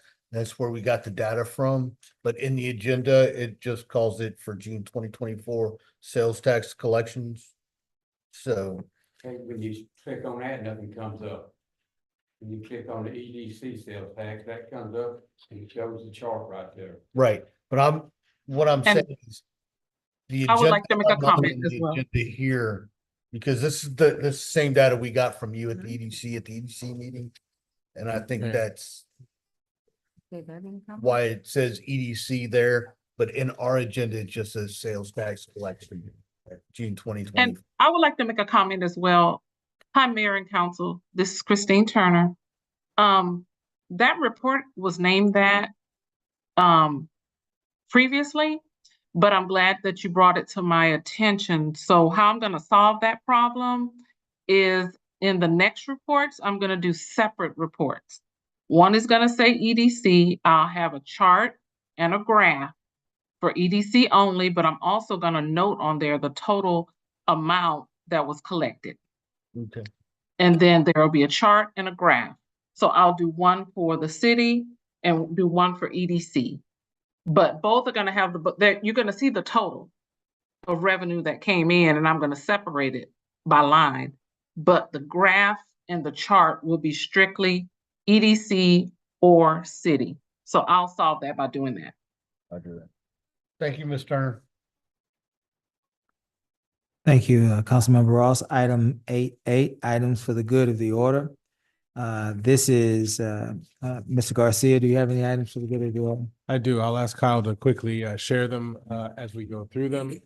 Want to remind everybody, the District D Town Hall is going to be held here on Wednesday, June 26th, starting at 6 p.m. here in our council chambers. The next item we've got coming up is our Life and Liberty event. Please plan on being there. We have a ton of events that are planned. That'll be this Saturday at Highland Bayou Park. We're excited to highlight some new things that we've added, including a pet costume contest, always ending the festivities with fireworks. And last thing, I want to remind everybody that we have a 4th of July closure, that we are obviously going to not be open for the 4th of July. We will resume our regular business hours on Friday, July 5th. Thank you, Mr. Garcia. Item 9, requests and announcements. Request by mayor and council members of items to be placed on future city council agendas, announcements of city events, community interests. Texas Government Code 551.415. Items of community interest include expression of thanks, congratulations, or condolence, information regarding holiday schedules, and honorary or salutary recognition of a public official, public employee, or other citizen. Except that the discussion regarding a change in the status of a person's public office or public employment is not an honorary or salutary recognition for the purposes of this subdivision. Reminder about an upcoming event organized or sponsored by the governing body. Information regarding a social, ceremony, or community event organized or sponsored by an entity other than the governing body that was attended or scheduled to be attended by a member of the governing body or an official or an employee of the municipality or county. And announcements involving an imminent threat to public health and safety of the people in the municipality or county that has arisen after the posting of the agenda. I believe last meeting, Councilmember Ross went first. This meeting, I believe, Councilmember Lowry, it's back at you, sir. A couple of things. I would like to get a weekly update on ditches. I had about 68 photographs and about a week or two ago that I went through my district. Some of the ditches are completely to the top. So if we can get a citywide, maybe how many linear feet have been cleaned out per week, if we can get that to council to keep these ditches clean. Open records request. I had an open records request that was just fulfilled 92 days later. The city was notified in March, I think it was March 26th, that the AG had a response. I didn't get that response until 90 days later. That's been an ongoing issue for several years, the open record request issue. That also cost the city who knows how many thousands of dollars and went to two separate law firms. I knew it wasn't something that needed to be sent to legal review. It wasn't something that needed to be sent to the Attorney General's office. I checked through various counties, cities, and it was a simple open record request. I would like to set up a railroad town hall in the next 30 to 60 days. We met with them today, or I met with them today, a very productive meeting. And I think that we need to set up a meeting with the public.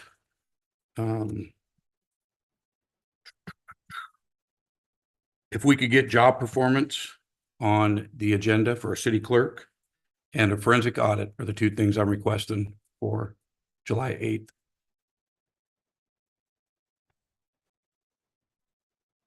Agenda. That it? That's it. Very good. Mr. Ross. I would like to make sure that if you put it in the minutes for Kieran and I to have some time, sit down and talk about the ordinance board so that we can relook at all the ordinances, which will require you some time with you there, Gus. Would like to make sure that we are following the state law when it comes to House Bill 2626, that all campaign finance reports need to be published online for everybody to see and review.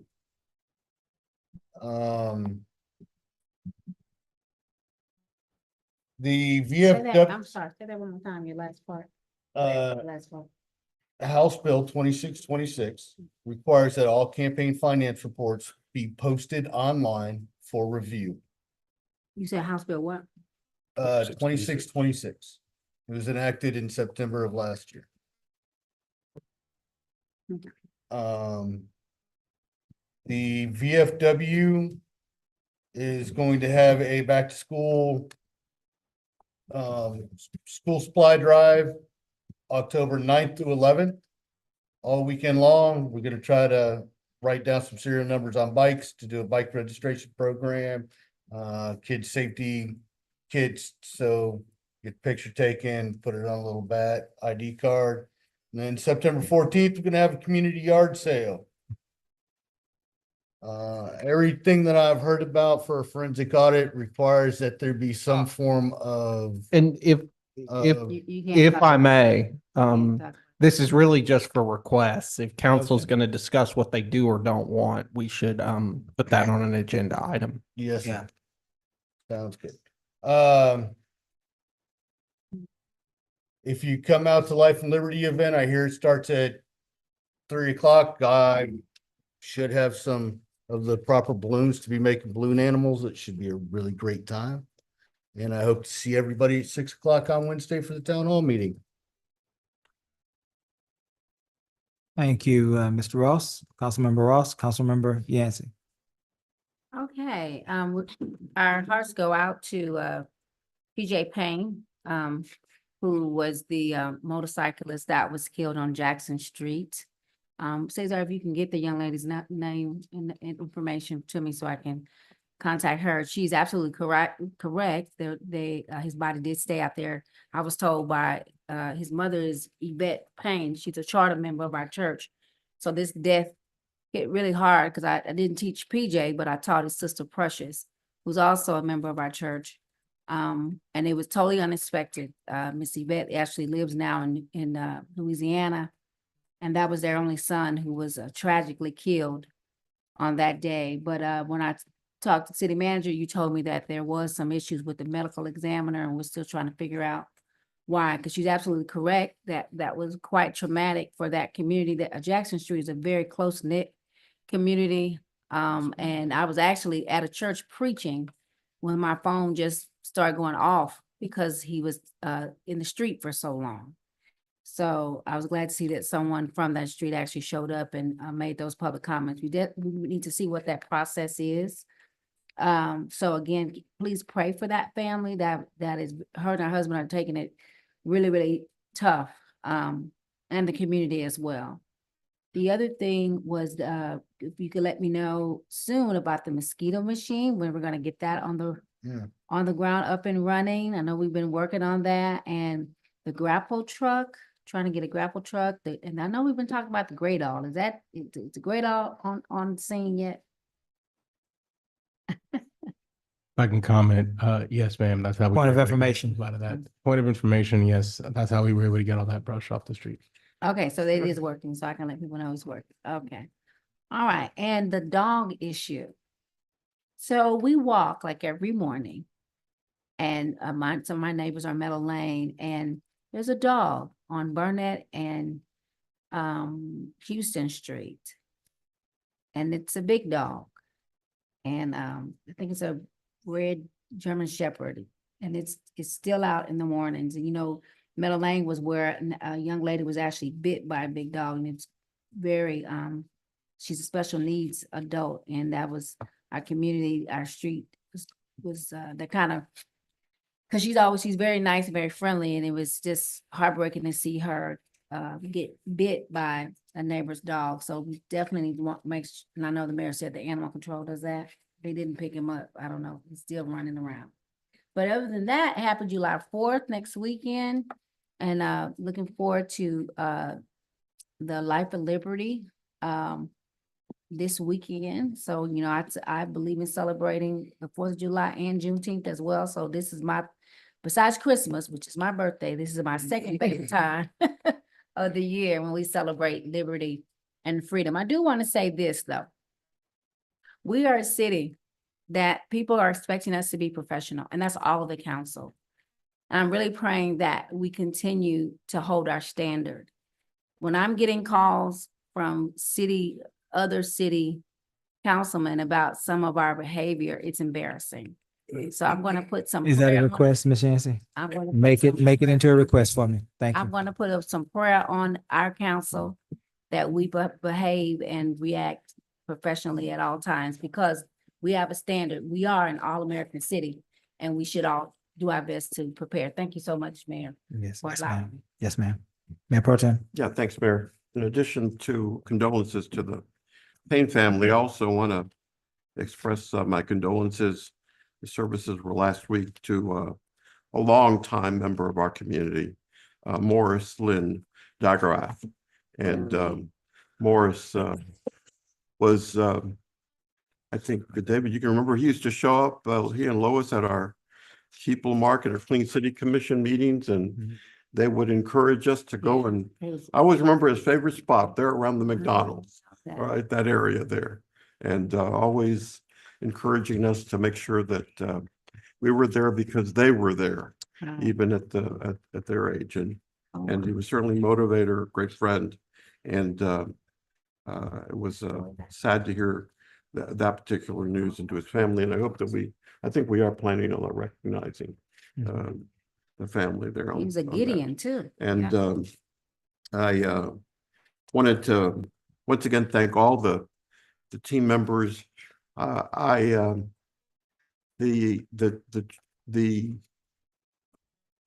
trip to Denver on a bus, 20 hours with youth, brought me back my youth.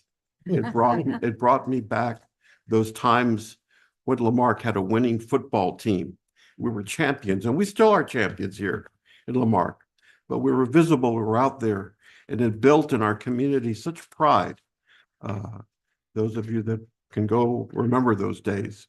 And that's what the experience was like for me, because my dad and I would get on that charter bus and we'd go to Corpus Christi, we'd go to Dallas, we'd go to the playoff games, and there was an excitement there. Jimmy Haley at that time on the bus, and all the other guys as well too. And that's what this trip reminded me of.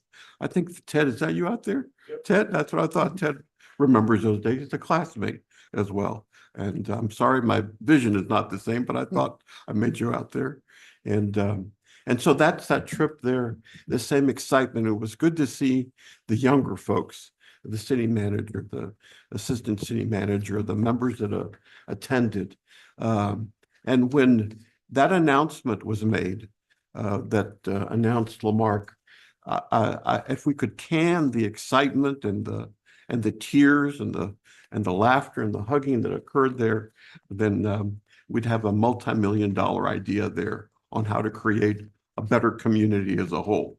And so I just want to say thank you. It brings with us an increased awareness. When we got there, nobody knew Lamarque. When we left there, everybody knew Lamarque. And they were coming up and saying, let me have your card. We want to know more about your city. We want to know more about what's going on. And then it followed up the following week with a trip to Edinburgh at the invitation of the city of Edinburgh for the youth to perform there.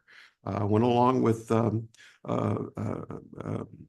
assistant city manager there. And once again, the excitement there to see Edinburgh, where my father was born. And a city now over 100,000 individuals, and to see what they're able to do, and what they're a 3-time All-American City recipient. And they gifted us a sign as well too. So that, the economic input, the awareness, and that brings together these connections with other communities. And when we have connections, when we have people to see Lamarque in front of them as a grant applicant, it says we know where that city's at. We know what they're doing. And being someone that's reviews grants and has to sometimes make the decisions, that's helpful to know. That's a beginning point. So I applaud everyone in that effort. And so thank you so much for that opportunity. That's all I have, Mayor. Thank you. Oh, I'm sorry. One last thing. 4th of July, I know we have, I'm reminded of this because he always expresses a concern, Mr. McDonald. I think it's Justin's his first. He's got dogs. He's always says the firecrackers really, really cause his animals to so let's be aware that it's against the law to fire firecrackers in the city of Lamarque. We obviously don't have enough people to enforce that, but let's be aware that it's not only our citizens that get scared, but our 4-legged pets as well too, with regard to that. And a happy 4th and safe 4th of July to everyone. Thank you, Mayor. Yes, sir. Mr. Garcia, I am not happy with the way that our agenda has continued to have all sorts of mistakes. And so my request, Gus,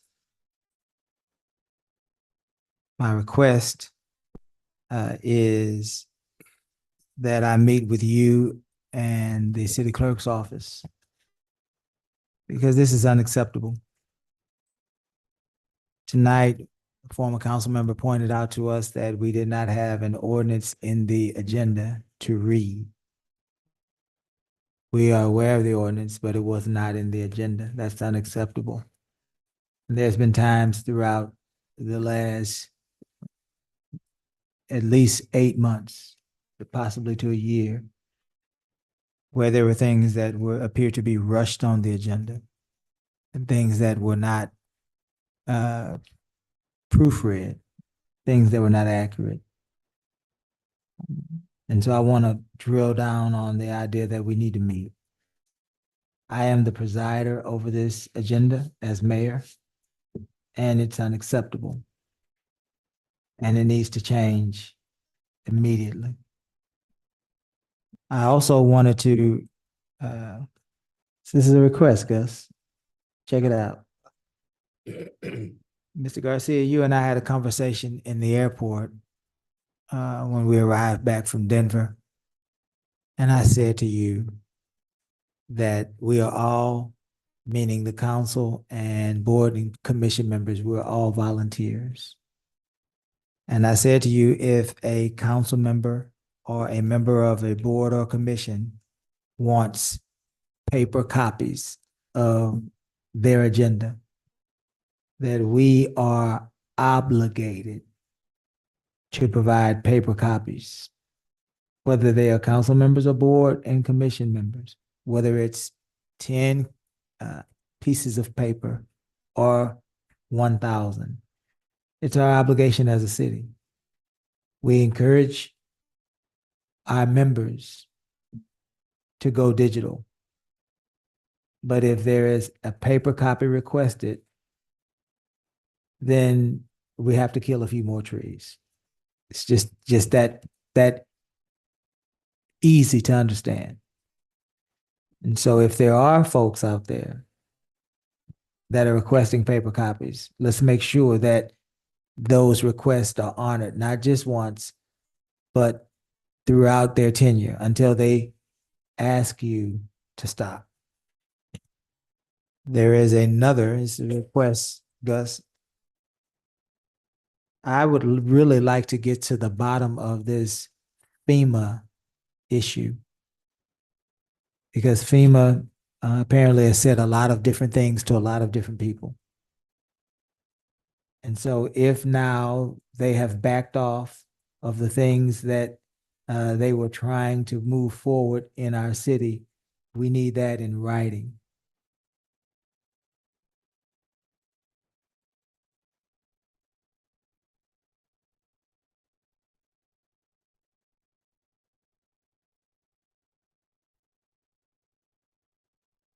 Few weeks ago, last week, my weeks run together, but we were in Denver, Colorado, and we were being named an All-America City.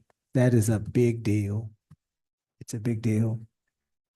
It does not, as I've said before, it does not suggest that we're a perfect community. It suggests that we're willing to work and that we're trying to solve the problems of our community. And we've all understood that that's really what an all-America city is. It's not a perfect city. There aren't any perfect cities. There aren't any perfect people. But perhaps there's a perfect heart to try to move our city forward. And it is in that piece that we all have opportunity. Whether we believe that our city is a good city, a great city, a horrible city, we all can agree that our city has room to move forward. And that's where we find common ground. It is a tremendous honor to be considered. It's an honor to be named. But that for me as mayor suggests that when we get back to Lamarque, we hit the ground running. And so tonight was a hard night for some of us. But that's what being an All-America City is about. There's no fanfare here. We didn't spike the ball tonight. We didn't have balloons. We didn't eat cake. We came back to the council chambers. We rolled up our sleeves and we tried to solve problems. Everybody in this room can be a part of trying to solve our problems. Because whether we believe today we are an all-America city or we believe that we are the farthest from being an all-America city, it simply means that we have an opportunity to get better. And if we love Lamarque, then all of us will move toward that opportunity to get better. And I expect that, and I intend to continue to do that. Last thing I want to say is at the end of the day, there are 5 of us here. And we have one mission, and that's to govern. And let me give all of us a little bit of advice. I've been around here 20 years, and the outside noise does not matter. The rhetoric, the back and the forth, it doesn't matter. When we get on this dais, it's time to govern. That's what we are tasked with. That's what, so long as I am mayor, that we will do. We will govern from this dais. That does mean that at times we will have to govern ourselves.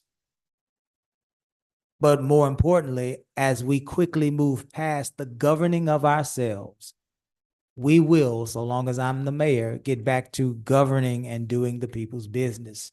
Doesn't matter. The rest of the rhetoric doesn't matter. I'm going to sit right here. We as a council will sit right here and we're going to figure it out. And that's our job. Our job is not to get our feelings hurt. Our job is not to be sad. Our job is not to get emotional.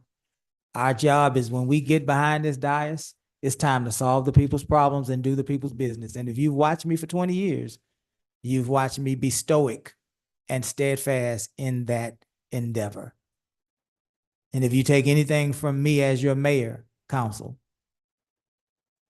take that from me. All of the noise is noise. What matters is what happens at 6 o'clock every second and every fourth Monday. And who matters are not the people that are lined up around this dais, friend or foe. Who matters are the people that are sitting in those seats and the people that are standing under those rooftops in our great city. If we keep those people in the forefront of our mind and our imagination, we won't have any issues. I want to thank you all for bearing with us this long. I know many of you are going home tonight, but the council still has business left to do. And that business is in the form of executive session. Item 10, the city council for the city of Lamarque, Texas reserves the right to adjourn into executive session at any time during this meeting to discuss any of the matters listed above as authorized by the Texas Government Code, section 551.071. Consultation with attorney, 551.072. Deliberations about real property, 551.073. Deliberations about gifts and donations, 551.074. Personnel matters, 551.076. Deliberations about security devices in 551.087. Economic development, 10.1 will be section 551.071. Consultation with attorney, settlement offer in number 23-CV-2307, Gilbreth versus the city of Lamarque. Item 10.2, section 551.074, personnel matters, appointment, employment, evaluation, reassignment, duties, discipline, or dismissal of employees. And tonight we will be discussing the city manager. This is not his evaluation. This is a simple discussion as it relates to our city manager. And so, Miss Casey, I bet you they didn't think I knew your name because I kept. We are closing our regular scheduled meeting at 9:35, and we are, what did you say we were doing, Joe? We are recessing. We are recessing into our executive session.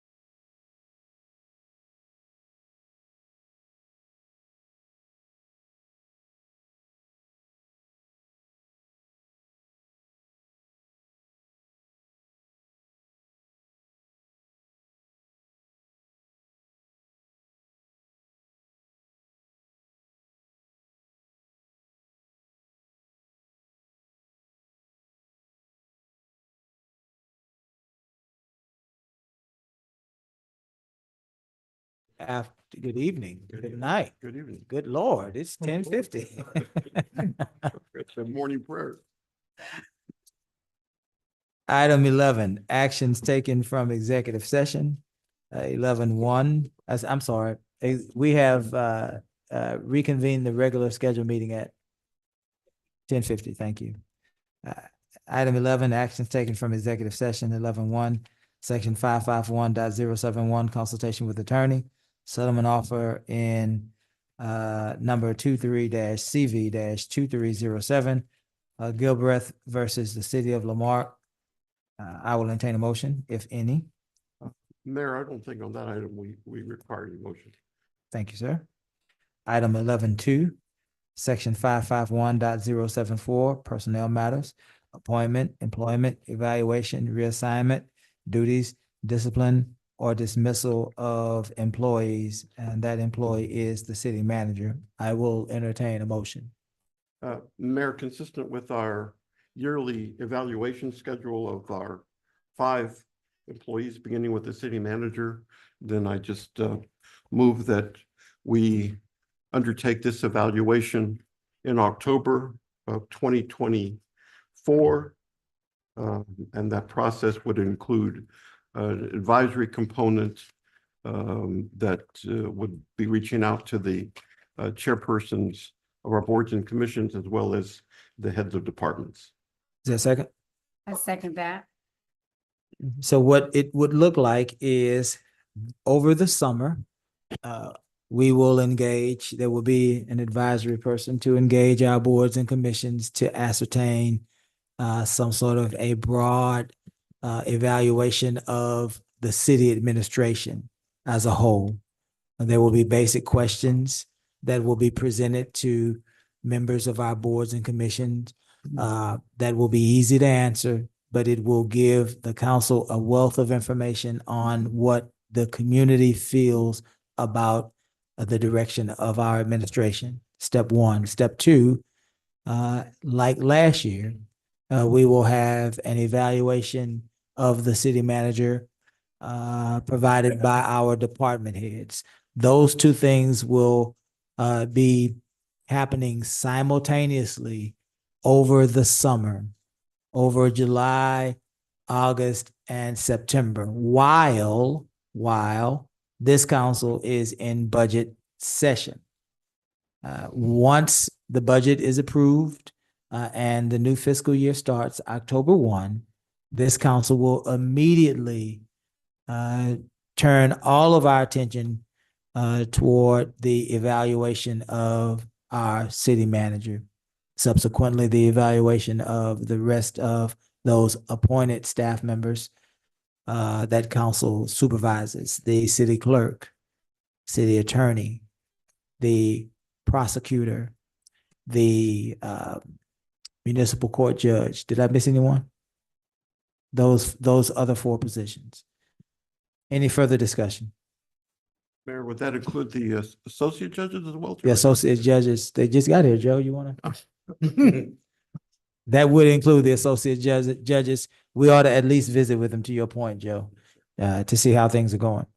Any further discussion? Hearing none, we will call for the vote. All those in favor? Aye. Any opposed? Thank you, council. We are now at item 12, adjournment. I will entertain a motion to adjourn. So moved. Is that second? Second. All in favor? Aye. We